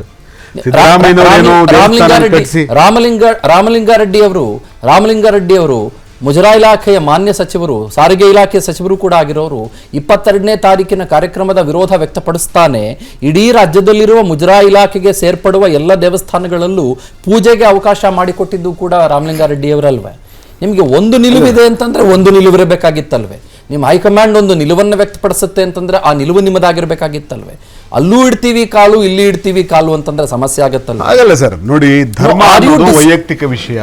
ಯಾವುದು ಧರ್ಮವೆಂಬುದು ವೈಯಕ್ತಿಕ ವಿಷಯ, ಅಧ್ಯಾತ್ಮವೆಂಬುದು ವೈಯಕ್ತಿಕ ವಿಷಯ. ಮುಜರಾಯಿ ಇಲಾಖೆ ಅನ್ನೋದು ರಾಜಕೀಕರಣ ಅಲ್ಲ, ಅದು ಸರಿ. ಮುಜರಾಯಿ ಇಲಾಖೆ ಅನ್ನೋದು ರಾಜ್ಯದ ಬಹಳ ಸ್ಪಷ್ಟವಾಗಿ ನಾವು ಅರ್ಥ ಮಾಡ್ಕೊಳ್ಬೇಕು ಸರ್. ಕಾಂಗ್ರೆಸ್ ಸಾರಿಗೆ ಇಲಾಖೆ ಅನ್ನೋದು ರಾಜ್ಯದ ಆಗ್ಲಿ ಸರ್. ಕಾಂಗ್ರೆಸ್ ಈ ದೇಶದ ಒಳಗಡೆ ಇವತ್ತು ಚಾಲುಕ್ಯರ ಕಾಲದ ದೇವಾಲಯಗಳಿದಾವೆ, ಬಾದಾಮಿಯಲ್ಲಿ ಇವತ್ತಿಗೂ ಕೂಡ ಚಾಲುಕ್ಯರ ಕಾಲದ ಅರಸರ ದೇವಾಲಯಗಳಿದಾವೆ, ಇವತ್ತಿಗೂ ಹೊಯ್ಸಳರು ಕಟ್ಟಿದ ದೇವಾಲಯಗಳಿದಾವೆ, ರಾಷ್ಟ್ರಕೂಟರು ಕಟ್ಟಿದ ದೇವಾಲಯಗಳಿದಾವೆ ಅಂತಂದ್ರೆ ಕಾಂಗ್ರೆಸ್ ಅವತ್ತಿನಿಂದ ಇವತ್ತಿನವರೆಗೆ ಆರ್ಕಿಯಾಲಜಿಕಲ್ ಸರ್ವೆ ಆಫ್ ಇಂಡಿಯಾಗೆ 1000 ಕೋಟಿ ಹಣವನ್ನು ಕೊಟ್ಟು ಅವುಗಳನ್ನು ರಕ್ಷಣೆ ಮಾಡ್ಕೊಂಡು ಬಂದಿರೋದಕ್ಕಾಗಿ ಇದಾವೆ. ಇವತ್ತಿಗೂ ಕೂಡ ವಿಜಯನಗರದ ಅರಸರ ಕಾಲದ ದೇವಸ್ಥಾನಗಳು, ಪಾಳೆಗಾರರು ಕಟ್ಟಿದಂಥ ದೇವಸ್ಥಾನಗಳು, ಬಲ್ಲಾಳರು ಕಟ್ಟಿದಂಥ ದೇವಸ್ಥಾನಗಳು ಅದರ ಮೂಲ ಸ್ವರೂಪದಲ್ಲೇ ಉಳ್ಕೊಂಡಿದೆ. ಅದರ ಆಸ್ತಿಗಳು. ಭಾರಿ ಮಜಾ ಹೇಳ ನಿಮಗೆ. ಹೇಳಿ ಸರ್. ಭಾರಿ ಮಜಾ ಹೇಳಿ. ಸುಮ್ಮನೆ ಒಂದು ಮಜಾ ಹೇಳ, ಒಂದು ಬ್ರೇಕ್ ತಗೋತೀನಿ. ಹೇಳಿ sir. Archaeological survey of India ಸಂಸ್ಥಾಪಿತವಾಗಿ 150 ವರ್ಷಗಳಾಯ್ತು. ಬ್ರಿಟಿಷರ ಕಾಲದಲ್ಲಿ ಆಯ್ತು. ಅತ್ಯಂತ ಪುರಾತನವಾಗಿದ್ದು, ಅದಕ್ಕೆ ನೀವು ಎಲ್ಲ ಕೊಡುಗೆಗಳನ್ನ ಕೊಟ್ರಿ. ಕಾಂಗ್ರೆಸ್ಸು ಅದನ್ನ ಬಹಳ ಚೆನ್ನಾಗಿ ನೋಡ್ಕೊಳ್ತು.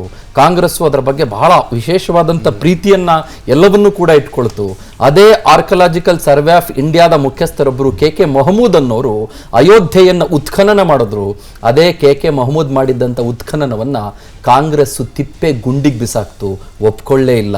ನೀವೇ ಮಾಡಿದ್ದಂಥ archaeological survey of India places of worship act ಕೂಡ ನೀವೇ ತಗೊಂಡು ಬಂದ್ರಿ. ಹೌದು, ಪ್ಲೇಸಸ್ ಆಫ್ ವರ್ಷಿಪ್ ಆಫ್ ಇದ್ರ ಬಗ್ಗೆ ಮಾತಾಡೋಣ ಸರ್. ನಾನು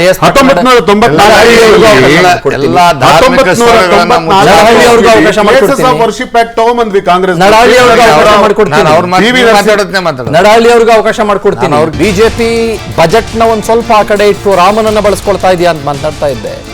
ಹೌದು ಅಂತ ಹೇಳ್ತಾ ಇದ್ರು ನಿಕೇತ್ ರಾಜ್ ಮೌರ್ಯ, ಕಾಂಗ್ರೆಸ್ನ ವಕ್ತಾರರು. ಅದರ ಜೊತೆಗೆ ರಾಮನ ಆರ್ಕಲಾಜಿಕಲ್ ಸೈಟ್ಗಳ ಪುನರುತ್ಥಾನಕ್ಕೆ ಕಾಂಗ್ರೆಸ್ ಶ್ರಮಿಸಿದಷ್ಟು ನಾವು ಶ್ರಮಿಸಿಲ್ಲ ಅಂತ ಹೇಳ್ತಾ ಇದ್ರು. ನನ್ನೊಟ್ಟಿಗೆ ಜಗದೀಶ್ ಶೆಟ್ಟಿಗಾರ್ ಅವರು ಕೂಡ ಸಂಪರ್ಕದಲ್ಲಿದ್ದಾರೆ. ಅವರು ಖ್ಯಾತ ಎಕನಾಮಿಸ್ಟು ಸರ್. ವಾಜಪೇಯಿ ಅವರ ಸರ್ಕಾರದಲ್ಲಿ ಕೆಲಸ ಮಾಡಿದಂಥವ್ರು. ನಿಮ್ಗೆ ಹೇಳ್ತೀನಿ ಕೇಳಿ, one of the finest economist in India today. Jagadish sir, ನನಗೆ ಕೇವಲ 6-7 ನಿಮಿಷಗಳ ಕಾಲಾವಕಾಶ ಕೊಡಿ. ದಯಮಾಡಿ ಬೇಜಾರಾಗಬೇಡಿ, ನಾನು ನಿಮ್ಮನ್ನು ಹಾಗೆ ಕೂಡಿಸಿದ್ದೀನಿ ಅಂತ. ಹಾಗಾಗಿಯೇ ನಾನು ಮೊದಲಿಗೆ ನಿಮ್ಮನ್ನು ಮಾತನಾಡಿಸಿಬಿಟ್ಟೆ.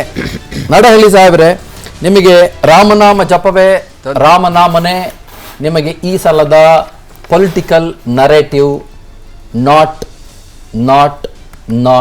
ಬಜೆಟ್. Am I correct?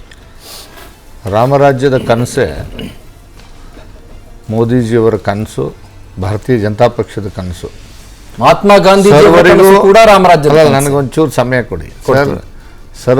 ಸರ್ವರನ್ನ ಸಮಾನವಾಗಿ ಕಾಣ್ತಕ್ಕಂಥದ್ದು, ಸರ್ವರ ದಿಕ್ಕಿನಲ್ಲಿ ಸರ್ವರಂಗದಲ್ಲಿ ಭಾರತವನ್ನು ಸಮೃದ್ಧಿಯತ್ತ ಕೊಂಡೊಯ್ಯಬೇಕು. ವಿಶ್ವದಲ್ಲಿಯೇ ಶ್ರೇಷ್ಠವಾದಂಥ, ಸಮರ್ಥವಾದಂಥ, ಬಲಿಷ್ಠವಾದಂಥ ಭಾರತವನ್ನು ಕಟ್ಟಬೇಕು. ವಿಶೇಷವಾಗಿ ಆರ್ಥಿಕತೆಯಲ್ಲಿ ಇಡೀ ವಿಶ್ವದಲ್ಲಿಯೇ ನಮ್ಮ ದೇಶ 100ನೇ ಸ್ವಾತಂತ್ರ್ಯೋತ್ಸವದ ದಿನ ಆಚರಣೆ ಮಾಡುವ ಸಂದರ್ಭದಲ್ಲಿ ಇಡೀ ವಿಶ್ವದಲ್ಲಿಯೇ ಒಂದು ಶ್ರೇಷ್ಠವಾದಂಥ, ಬಲಿಷ್ಠವಾದಂಥ 2ನೆಯ ಆರ್ಥಿಕ ಶಕ್ತಿಯಾಗಿ ಮುಂದೆ ಬರಬೇಕು ಅಂತಕ್ಕಂಥದ್ದು. ಆ ಮುಂದಾಲೋಚನೆ ಇಟ್ಟಿರ್ತಕ್ಕಂಥ ಸಮರ್ಥವಾದಂಥ ಹೆಜ್ಜೆಯ ಗುರುತುಗಳು ಈ ಬಜೆಟ್ನಲ್ಲಿ ಕಾಣ್ತದೆ. ಉದಾಹರಣೆಗೆ, ಈ ಬಜೆಟ್ನಲ್ಲಿ ಭಾಳ ಸ್ಪಷ್ಟವಾಗಿ ನಮ್ಮ ಸರ್ಕಾರ ತೆಗೆದುಕೊಂಡಿರ್ತಕ್ಕಂಥದ್ದೇನು ಅಂದರೆ, ಬಡವರ ಪರವಾಗಿ, ಯುವಕರ ಪರವಾಗಿ, ಮಹಿಳೆಯರ ಪರವಾಗಿ, ರೈತರ ಪರವಾಗಿ ಹಾಕಿಕೊಂಡಿರ್ತಕ್ಕಂಥ ಕಳೆದ 10 ವರ್ಷದಿಂದ ಹಾಕಿಕೊಂಡು ಬಂದಿರತಕ್ಕಂಥ ಯೋಜನೆಗಳನ್ನು ಸಮರ್ಥವಾಗಿ ಅನುಷ್ಠಾನ ಮಾಡಿರ್ತಕ್ಕಂಥ ಅಂಕಿ ಸಂಖ್ಯೆಗಳ ಸಮೇತ ಈ ಬಜೆಟ್ನಲ್ಲಿ ಉದಾಹರಣೆಗಳ ಸಮೇತ ಕೊಡಲಾಗಿದೆ. ಅದರ ಜೊತೆಯಲ್ಲಿ ಯಾವ ದೇಶ ಸಂಶೋಧನೆಯಲ್ಲಿ, ತಾಂತ್ರಿಕತೆಯಲ್ಲಿ, ವಿಜ್ಞಾನದಲ್ಲಿ ಏನೋ ಆ ಒಂದು ಸಂಶೋಧನೆಗೆ ಅತಿ ಹೆಚ್ಚು ಅನುದಾನ ಕೊಟ್ಟಂಥ, ಅತಿ ಹೆಚ್ಚು ಬಜೆಟ್ನಲ್ಲಿ ಅಲೋಕೇಶನ್ ಕೊಟ್ಟಿರ್ತಕ್ಕಂಥದ್ದೊಂದು ನಮ್ಮ ಸರ್ಕಾರ. ಅದರಲ್ಲಿ ಮೋರ್ ದೆನ್ 1 lakh crore. ಅದರದ್ದು ಬಹುಪಾಲು ನಾನು ಮೇಡಮ್ ಅವ್ರು ಒಪ್ತಾರೆ ಅಂತ ಅಂದ್ಕೊಂಡಿದ್ದೀನಿ. ಬಹುಪಾಲು ಅದರ ಲಾಭ ಸಿಗೋದು ಕರ್ನಾಟಕಕ್ಕೆ, ಅದರಲ್ಲೂ ಬೆಂಗಳೂರಿಗೆ. ಯಾಕಂದರೆ 86% of the startups, research centres ಎಲ್ಲ ಇರ್ತಕ್ಕಂಥದ್ದು ಬೆಂಗಳೂರಿನಲ್ಲಿ. ಹೀಗಾಗಿ ಬೆಂಗಳೂರಿಗೆ ಅದನ್ನು ಸಂಪೂರ್ಣವಾದಂಥ ಲಾಭ ಅತಿ ಹೆಚ್ಚು ಇಲ್ಲಿ ತಡ್ತದೆ ಅಂತಕ್ಕಂಥದ್ದು ಭಾಳ ಸ್ಪಷ್ಟವಾಗಿದೆ. ಇದ್ರ ಜೊತೆಯಲ್ಲಿ ಯುವಕರಿಗೆ, ವಿಶೇಷವಾಗಿ ವಿದ್ಯಾವಂತರಿಗೆ ಉದ್ಯೋಗ ಸೃಷ್ಟಿ ಆಗಬೇಕು ಈ ದೇಶದಲ್ಲಿ ಅಂತಂದರೆ ಅದಕ್ಕೆ ಭಾಳ ಮುಖ್ಯವಾಗಿ ನಾವು ಮಾಡಬೇಕಾಗಿರ್ತಕ್ಕಂಥ ಇನ್ಫ್ರಾಸ್ಟ್ರಕ್ಚರ್ಸ್, ಕ್ಯಾಪಿಟಲ್ ಇನ್ಫ್ರಾಸ್ಟ್ರಕ್ಚರ್ನ ನೀವು ಯಾವ ರೀತಿ ಕ್ಯಾಪಿಟಲ್ ಎಕ್ಸ್ಪೆಂಡಿಚರ್ ಮಾಡ್ತೀರಿ ಅನ್ನೋದ್ರ ಮೇಲೆ ಉದ್ಯೋಗ ಸೃಷ್ಟಿಯಾಗ್ತದೆ. ಸುಮಾರು 11,11,111 ಕೋಟಿ ರೂಪಾಯಿಗಳನ್ನು ನಾವು ಕ್ಯಾಪೆಕ್ಸ್ಗೆ ತೆಗೆದಿಟ್ಟು, ಅದರಲ್ಲೂ ವಿಶೇಷವಾಗಿ ಸಂಪರ್ಕಕ್ಕೆ ರಸ್ತೆ ಆಗಿರ್ಬೋದು, ಅಥವಾ ರೈಲಾಗಿರ್ಬೋದು, ಅಥವಾ ವಿಮಾನಯಾನ ಆಗಿರ್ಬೋದು, ಅಥವಾ ಬಂದರುಗಳಾಗಿರ್ಬೋದು, ಇದನ್ನು ಇನ್ಫ್ರಾಸ್ಟ್ರಕ್ಚರ್ನ ಶೀಘ್ರಗತಿಯಲ್ಲಿ, ತೀವ್ರಗತಿಯಲ್ಲಿ ಬಿಲ್ಡ್ ಮಾಡಬೇಕು ಅಂತಕ್ಕಂಥದ್ದು ಆ ಉದ್ದೇಶ ಇಟ್ಕೊಂಡು ಬಜೆಟಲ್ಲಿ ಏನು ಅಲೋಕೇಶನ್ ಮಾಡಿದರೆ ಅದು ಕೋಟ್ಯಾಂತರ ಯುವಕರಿಗೆ ಉದ್ಯೋಗ ಸೃಷ್ಟಿ ಮಾಡೋದಕ್ಕೆ ಇದು ಮೋದಿ ಕೊಟ್ಟಿರ್ತಕ್ಕಂಥ ನಿಜವಾದ ಗ್ಯಾರಂಟಿ. ಕಾಂಗ್ರೆಸ್ಸರು ಕೊಡುವಂಥ ಪುಕ್ಕಟೆ ಗ್ಯಾರಂಟಿ ಅಲ್ಲ. ನಾವು ಕೊಟ್ಟಿರ್ತಕ್ಕಂಥ ನಿಜವಾದ ಗ್ಯಾರಂಟಿ ಏನು ಅಂದರೆ, ಈ ದೇಶಕ್ಕೆ ಅಭಿವೃದ್ಧಿ ಆಗಬೇಕು. ಅದರ ಜೊತೆಗೆ ವಿಶೇಷವಾಗಿ ನೈಸರ್ಗಿಕವಾದಂಥ, ಐತಿಹಾಸಿಕವಾದಂಥ, ಆಧ್ಯಾತ್ಮಿಕವಾದಂಥ ಕೇಂದ್ರಗಳನ್ನು ಅಭಿವೃದ್ಧಿಪಡಿಸಿ ಇಡೀ ವಿಶ್ವದ ಜನರಿಗೆ ಪ್ರವಾಸೋದ್ಯಮಕ್ಕೆ ತೆರೆಯುವಂಥ ಕೆಲಸ, ಅದರ ಮುಖಾಂತರವಾಗಿ ಕೋಟ್ಯಾಂತರ ಯುವಕರಿಗೆ ಉದ್ಯೋಗ ಸೃಷ್ಟಿ ಮಾಡ್ತಕ್ಕಂಥ ಕೆಲಸ ಮಾಡ್ತಕ್ಕಂಥದ್ದು ಸ್ಪಷ್ಟವಾಗಿ ಬಜೆಟ್ನಲ್ಲಿ ಕಂಡುಬರ್ತದೆ. ಒಟ್ಟಾರೆಯಾಗಿ ವಿಕಸಿತ ಭಾರತ, ಶ್ರೇಷ್ಠ ಭಾರತ, ಸಮರ್ಥ ಭಾರತ, ಭವಿಷ್ಯದ ಭಾರತ, ಅದು ರಾಮರಾಜ್ಯದ ಭಾರತ ನಮ್ಮದಾಗಬೇಕು ಅಂತಕ್ಕಂಥದ್ದು ಆ ಕನಸನ್ನು ಹೊತ್ಕೊಂಡು ಈ ಬಜೆಟನ್ನು ಮಂಡನೆ ಮಾಡಲಾಗಿದೆ. 10 ವರ್ಷಗಳಲ್ಲಿ ವಿಶೇಷವಾಗಿ ಕಾಂಗ್ರೆಸ್ಸಿಗರು ಹೇಳಲಿಕ್ಕೆ ಬಯಸ್ತೇನೆ, ಕರ್ನಾಟಕಕ್ಕೆ ಬಹಳ ದೊಡ್ಡ ಕೊಡುಗೆಯನ್ನು ನರೇಂದ್ರ ಮೋದಿಜಿಯವರು ಕೊಟ್ಟಿದ್ದಾರೆ, ನಮ್ಮ ಸರ್ಕಾರ ಕೊಟ್ಟಿದೆ. ಮೊದಲನೇದಾಗಿ 2 ಪಾಯಿಂಟನ್ನು ಹೇಳಿ ನಾನು ಮಾತು ಮುಗಿಸ್ತೇನೆ. ಒಂದನೇದಾಗಿ ಪದೇ ಪದೇ ಕಾಂಗ್ರೆಸ್ನವ್ರು ಹೇಳ್ತಾರೆ, ಇವತ್ತು ಕೂಡ ಒಬ್ಬರು MP ಹೇಳಿದ್ದಾರೆ, ಆದರೆ ಟ್ಯಾಕ್ಸಿನ್ ಏಡ್ ಏನಿದೆ, ನಮ್ಮ ಸೆಂಟ್ರಲ್ ಟ್ಯಾಕ್ಸಿನ್ ಏಡ್ ಬರ್ತದೆ, ಅದರಲ್ಲಿ UPA ಸರ್ಕಾರನೂ 10 ವರ್ಷ ಅಧಿಕಾರದಲ್ಲಿದ್ದಾಗ ಇವರು ಕೊಟ್ಟಿದ್ದು ಬರೀ ಕರ್ನಾಟಕಕ್ಕೆ 60,000 ಕೋಟಿ. ಆದರೆ NDA ಸರ್ಕಾರ, ಮೋದಿಜಿಯವರ ಸರ್ಕಾರ ಕೊಟ್ಟಿರ್ತಕ್ಕಂಥದ್ದು ನಮ್ಮದು 2,36,000 ಕೋಟಿ. ಟ್ಯಾಕ್ಸ್ ಇನ್ ಡೆವಿಷನಲ್ಲಿ ನಾವು UPA ಸರ್ಕಾರ ಕೊಟ್ಟಿರ್ತಕ್ಕಂಥದ್ದು ಕೇವಲ 81,000 ಕೋಟಿ ಕರ್ನಾಟಕ ಕೊಟ್ಟಿರ್ತಕ್ಕಂಥದ್ದು. ಅದು ನಾವು ಕೊಟ್ಟಿರ್ತಕ್ಕಂಥದ್ದು, NDA ಸರ್ಕಾರ ಕೊಟ್ಟಿರ್ತಕ್ಕಂಥದ್ದು, ನರೇಂದ್ರ ಮೋದಿಯವರ ಸರ್ಕಾರ ಕೊಟ್ಟಿರ್ತಕ್ಕಂಥದ್ದು 2,82,000 ಕೋಟಿ. ಇದು ಕರ್ನಾಟಕ ಕೊಟ್ಟಿರ್ತಕ್ಕಂಥದ್ದು. ಆದರೆ ಇವತ್ತು ಒಬ್ಬ ಕಾಂಗ್ರೆಸ್ಸಿನ MP ದೇಶ ಒಡೆಯುವ, ದೇಶವನ್ನು ವಿಭಾಗಿಸುವಂಥ ಅತ್ಯಂತ ಕೀಳುವಾದಂಥ ಹೇಳಿಕೆಯನ್ನು ಕೊಟ್ಟಿರ್ತಕ್ಕಂಥದ್ದನ್ನು ನಾನು ಈ ಸಂದರ್ಭದಲ್ಲಿ ಬಹಳ ಖಂಡಿಸ್ತೇನೆ.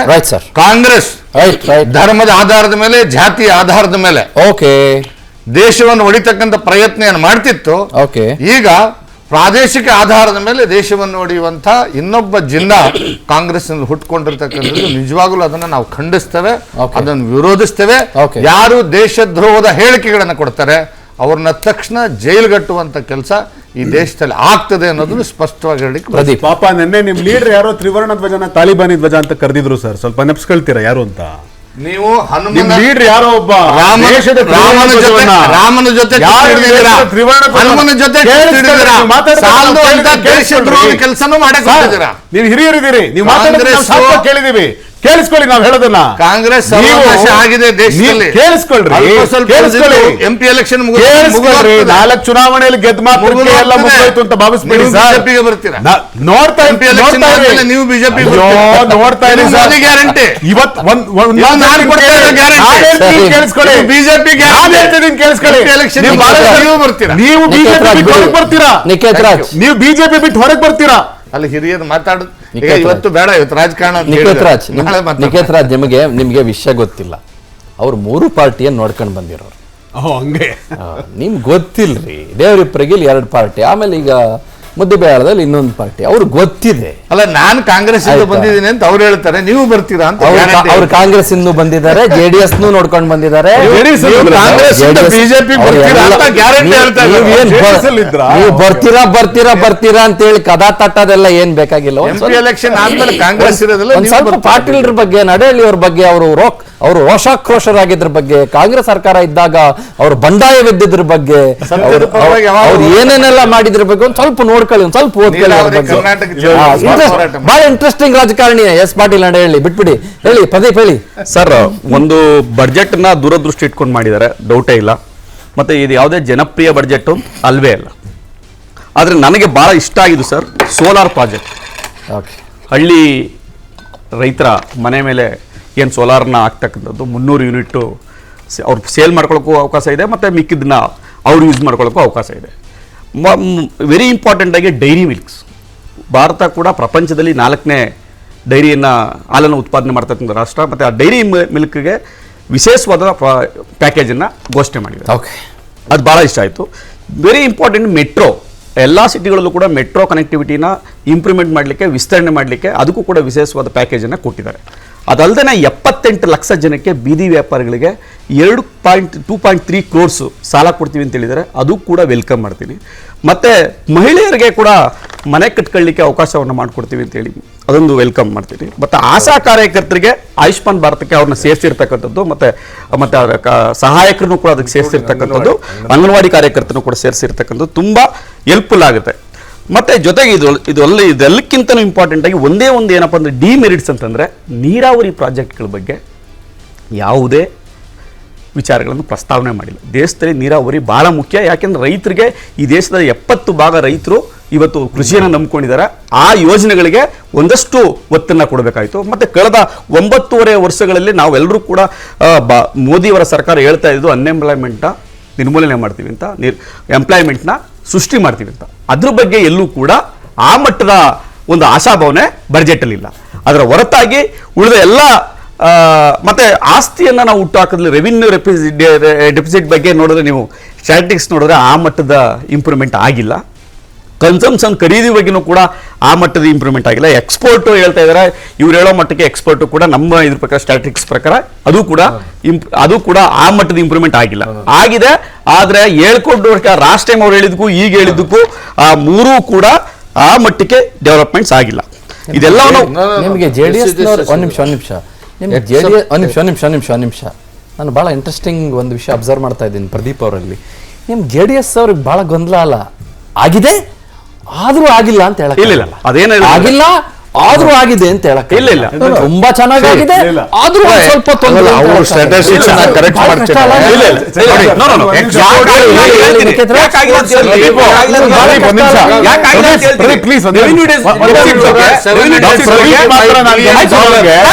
ಆತ್ಮಸಾಕ್ಷಿ ವಿರುದ್ಧ ಪ್ರದೀಪ್ ಮಾತಾಡಲ್ಲ. ರೆವಿನ್ಯೂ ಡೆಫಿಸಿಟ್ ಬಗ್ಗೆ ಬದಲಾದ್ರೂ ಕೂಡ ಪ್ರದೀಪ್ ಇನ್ನೂ ಬದಲಾಗಿದೆ. ರೆವಿನ್ಯೂ ಡೆಫಿಸಿಟ್ ಬಗ್ಗೆ ಇದೇ ಈಗೇನಾಗಿದೆ ಎಲ್ಲಾಗಿದೆ, ಎಲ್ಲ ಸೇಲ್ ಮಾಡ್ತಾವ್ರೆ. ಅಲ್ಲ ನಿಜ ಅಲ್ವಾ ಅದು? ನಿಜ ಪ್ರದೀಪ್ ಐ ಅಪ್ರಿಶಿಯೇಟಿಂಗ್ ನೀವು ಕುಮಾರಣ್ಣನೇ ಬದಲಾದ್ರೂ ಕೂಡ ಕಳೆದ ಚಿಂತನೆಗಳ ಬಜೆಟ್ ನ ಬಹುಮುಖ್ಯ ಅಂಗ ಅದು ಆಗ್ಲೇಬೇಕು. ಪ್ರದೀಪ್ ಕಳೆದ 6-7 ವರ್ಷಗಳಲ್ಲಿ ನೀವು PSUಗಳ ಬಗ್ಗೆ ಮಾತನಾಡ್ತಾ ಇದ್ದೀರಿ. ಭಾರತದಲ್ಲಿ ಉದ್ಧಾರ ಆದಂತ ಇಂಪ್ರೂವ್ ಆದಂತ PSUಗಳ ಸಂಖ್ಯೆ ಕೂಡ ಬಹುಶಃ ನೀವು ಸ್ಟ್ಯಾಟಿಸ್ಟಿಕ್ಸ್ ನೀವು ಯಾವುದೋ ದಿವಾಳಿಯಾದ ಪ್ರಾಫಿಟ್ ಇದ್ರೂ ಕೂಡ ಮಾರಿಬಿಟ್ರು ಅಂತಂದಂತ HAL ತಗೊಳ್ಳಿ, MRPL ತಗೊಳ್ಳಿ, ನಿಮಗೆ ಮಂಗಳೂರು ರಿಫೈನರಿ ಲಿಮಿಟೆಡ್ ತಗೊಳ್ಳಿ, ಬ್ಯಾಂಕ್ಸ್ ಗಳು ವಿಲೀನಗೊಂಡಿದ್ದಾಗ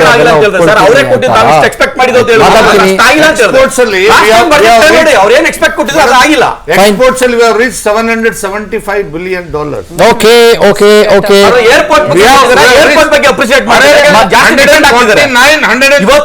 ಇವತ್ತು ಬೆಳಿಗ್ಗೆ ಇಲ್ಲಿದ್ರೆ ಸಾಯಂಕಾಲ ಆಶ್ಚರ್ಯದಲ್ಲಿ ಅಂತ ಸ್ಥಿತಿಗೆ ಬಂದಿದ್ದಾರೆ. ಹಂಗಾಗಿ ಬೇರೆ ಬೇರೆ ದೇಶಕ್ಕೆ ನಮ್ಮ ಯುವಕರು ಹೋಗ್ತಿದ್ದಾರೆ. ಹಂಗಾಗಿ ಏರ್ಪೋರ್ಟ್ ಗಳು ಇಂಪ್ರೂವ್ಮೆಂಟ್ ಆಗ್ಲೇಬೇಕು. ಅದಕ್ಕೆ ಕೂಡ ಅಪ್ರಿಶಿಯೇಟ್ ಮಾಡ್ತೀವಿ.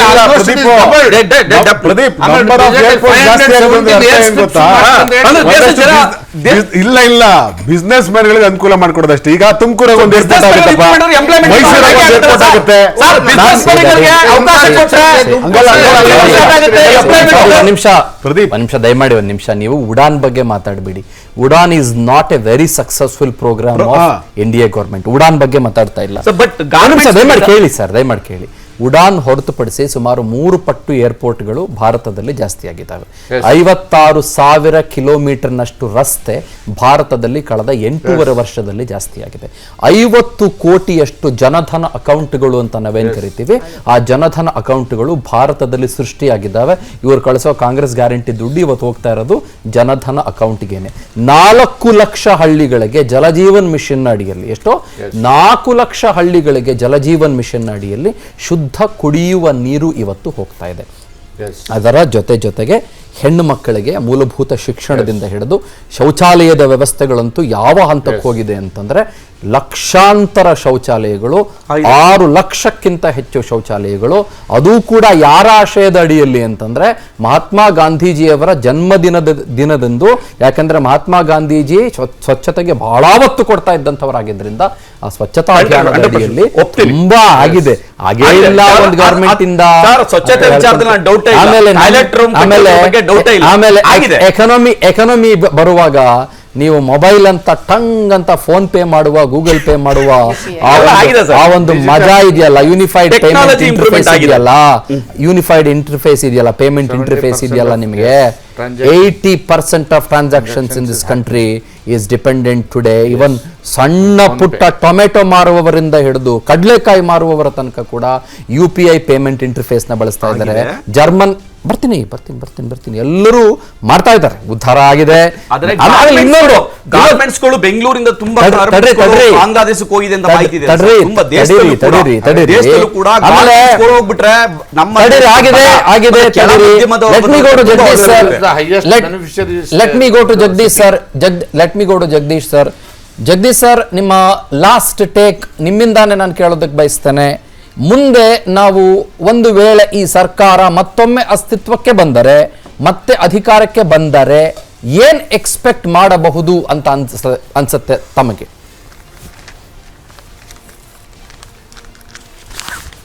ಕೆಲವು ಕ್ಷೇತ್ರದಲ್ಲಿ ಆರ್ಥಿಕ ಸುಧಾರಣೆ ಅಗತ್ಯ ಇದೆ. ಮುಖ್ಯವಾಗಿ ಕೃಷಿ ಕ್ಷೇತ್ರದಲ್ಲಿ ಆರ್ಥಿಕ ಸುಧಾರಣೆ ಅತ್ಯಗತ್ಯವಾಗಿದೆ. ಕಳೆದ ಬಾರಿ ಇವರು ಪ್ರಯತ್ನ ಪಟ್ಟರು ಕೃಷಿ ಕಾನೂನನ್ನು ಸುಧಾರಿಸಲಿಕ್ಕೆ. ಪ್ರಧಾನಮಂತ್ರಿಯವರೇ ಹೇಳಿದ ಹಾಗೆ ಒಂದು ಸಣ್ಣ ಸೆಕ್ಷನ್ ಇದೆಯ ರೈತರು, ಅವರಲ್ಲಿ ನಾವು ಕಮ್ಯುನಿಕೇಟ್ ಮಾಡೋದರಲ್ಲಿ ಫೇಲ್ಯೂರ್ ಆಗಿದೆ. ಅದರಿಂದ ನಮಗೆ ಈ ಸುಧಾರಣಾ ಕಾನೂನನ್ನು ವಾಪಸ್ ತೆಗೆದುಕೊಳ್ತಾ ಇದ್ದೇವೆ ಅಂತ ತಿಳ್ಕೊಂಡು. ಯಾಕೆಂದ್ರೆ ಅಲ್ಲಿ ಆರ್ಥಿಕ ಸುಧಾರಣೆ ಆದರೆ ಅದರ ಲಾಭ ಮಾರ್ಜಿನಲ್ ಫಾರ್ಮರ್ಸ್ ಅಂತೇಳಿ ಹೇಳ್ತೇವೆ, ಬಡ ಫಾರ್ಮರ್ಸ್, ಅವರಿಗೆ ಲಾಭ ಆಗ್ತದೆ.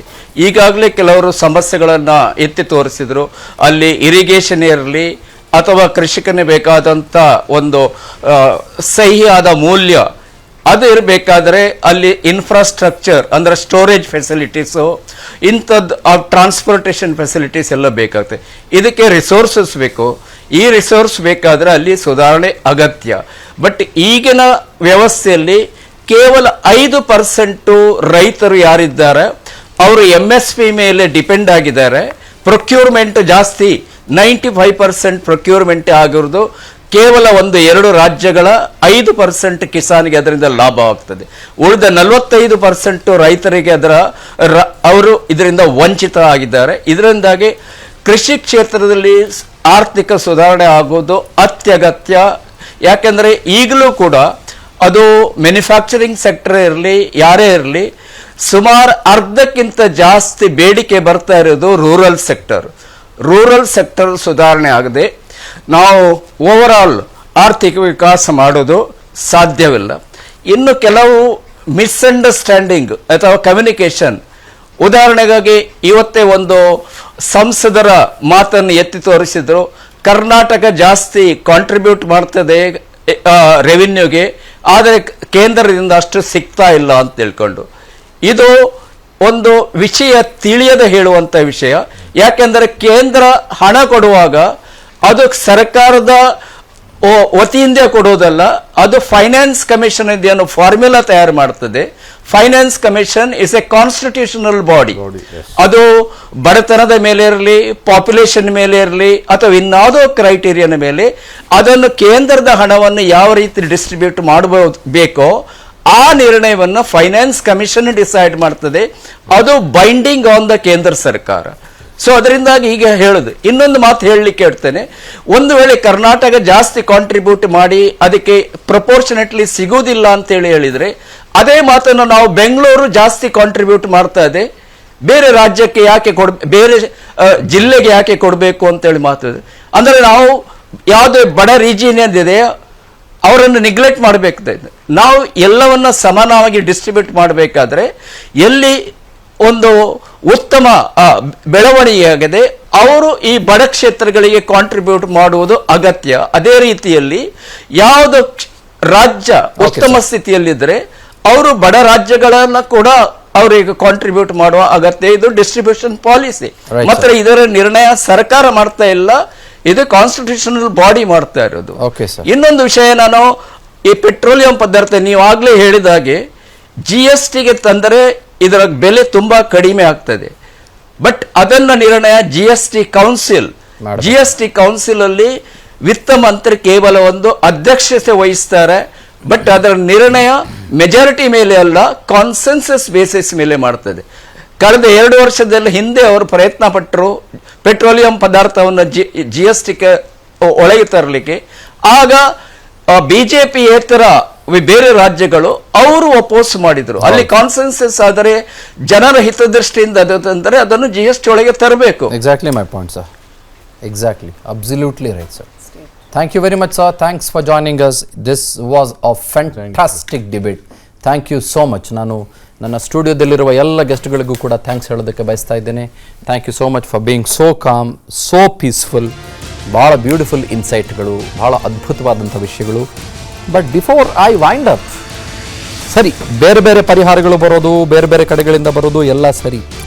ಈಗ ಸೆಪ್ಟೆಂಬರ್ನಲ್ಲಿ ಸಿಕ್ಕಾಪಟ್ಟೆ ಬರ ಬಂತಲ್ಲ, ಆಗಸ್ಟ್ ಸೆಪ್ಟೆಂಬರ್ನಲ್ಲಿ, ಆವಾಗ ಒಂದು 17,000 ಕೋಟಿ ಮೊದಲ ಕಂತು ಕೊಡಿ ಅಂತ ಕೇಳಿದ್ರು. ಏನು ಸರ್ ನಡಹಳ್ಳಿ ಸರ್, ಆ 17,000 ಕೋಟಿ ಮೊದಲ ಕಂತು ಕೂಡ ಯಾಕೆ ಕೊಡಲಿಲ್ಲ ಇದುವರೆಗೂ ಅಂತ ಗೊತ್ತಿಲ್ಲ. ಕ್ವಿಕ್ಕಾಗಿ ಹೇಳ್ತೀರಾ? ಒಂದು 10 ಸೆಕೆಂಡಲ್ಲಿ ಹೇಳ್ತೀರಾ? 10 ಸೆಕೆಂಡ್ ಹೇಳಿ ಬೇಗ.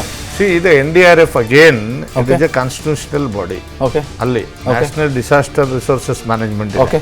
ಅಲ್ಲಿ ಆಟೋಮೆಟಿಕ್ ಆಗಿ Okay. ನಾರ್ಮ್ಸ್ ಪ್ರಕಾರ ಹಣ ಬಂದೇ ಬರ್ತದೆ. Okay, fine. But state government ಕೊಡಬೇಕು, ಆಮೇಲೆ ಕೇಂದ್ರ ಸರ್ಕಾರದಿಂದ ತಗೋಬೇಕು. Okay, ಅವ್ರು ಕುಂಟ್ ನೆಪ ಹೇಳ್ತಿದ್ದಾರೆ. Okay okay okay thank you. Okay, thank you very much sir. ಆದರೆ ಸತ್ತ ಮೇಲೆ ಮತ್ತೆ ಪ್ರಾಣ ಉಳಿಸ್ತೀವಿ ಅಂತ ಬಂದರೂ ಕೂಡ ಪ್ರಯೋಜನ ಇಲ್ಲ ಸರ್. ಹಾಗಾಗಿ ನಾವು ಆಲೋಚನೆ ಅದರ ಬಗ್ಗೆ ಮಾಡಲೇಬೇಕಾಗುತ್ತೆ. Thank you very much. ಇದು ವಿಸ್ತಾರ, ನಿಖರ ಮತ್ತು ಜನಪರ. ನಮಸ್ಕಾರ. ಅನುಕ್ಷಣದ ಸುದ್ದಿಗಳಿಗಾಗಿ Vistara news YouTube channel subscribe ಮಾಡಿ. ಹೊಸ ಸುದ್ದಿಗಳ ನೋಟಿಫಿಕೇಶನ್ಗಾಗಿ ಬೆಲ್ ಐಕಾನ್ ಕ್ಲಿಕ್ ಮಾಡಿ. ಲೇಟೆಸ್ಟ್ ಅಪ್ಡೇಟ್ಸ್ಗಾಗಿ www.vistaranews.com ವೆಬ್ಸೈಟ್ಗೆ ವಿಸಿಟ್ ಮಾಡಿ. ಅಂಗೈಯಲ್ಲೇ ಜಗತ್ತಿನ ಸುದ್ದಿ ತಿಳಿಯಲು Vistara news Kannada app download ಮಾಡಿ.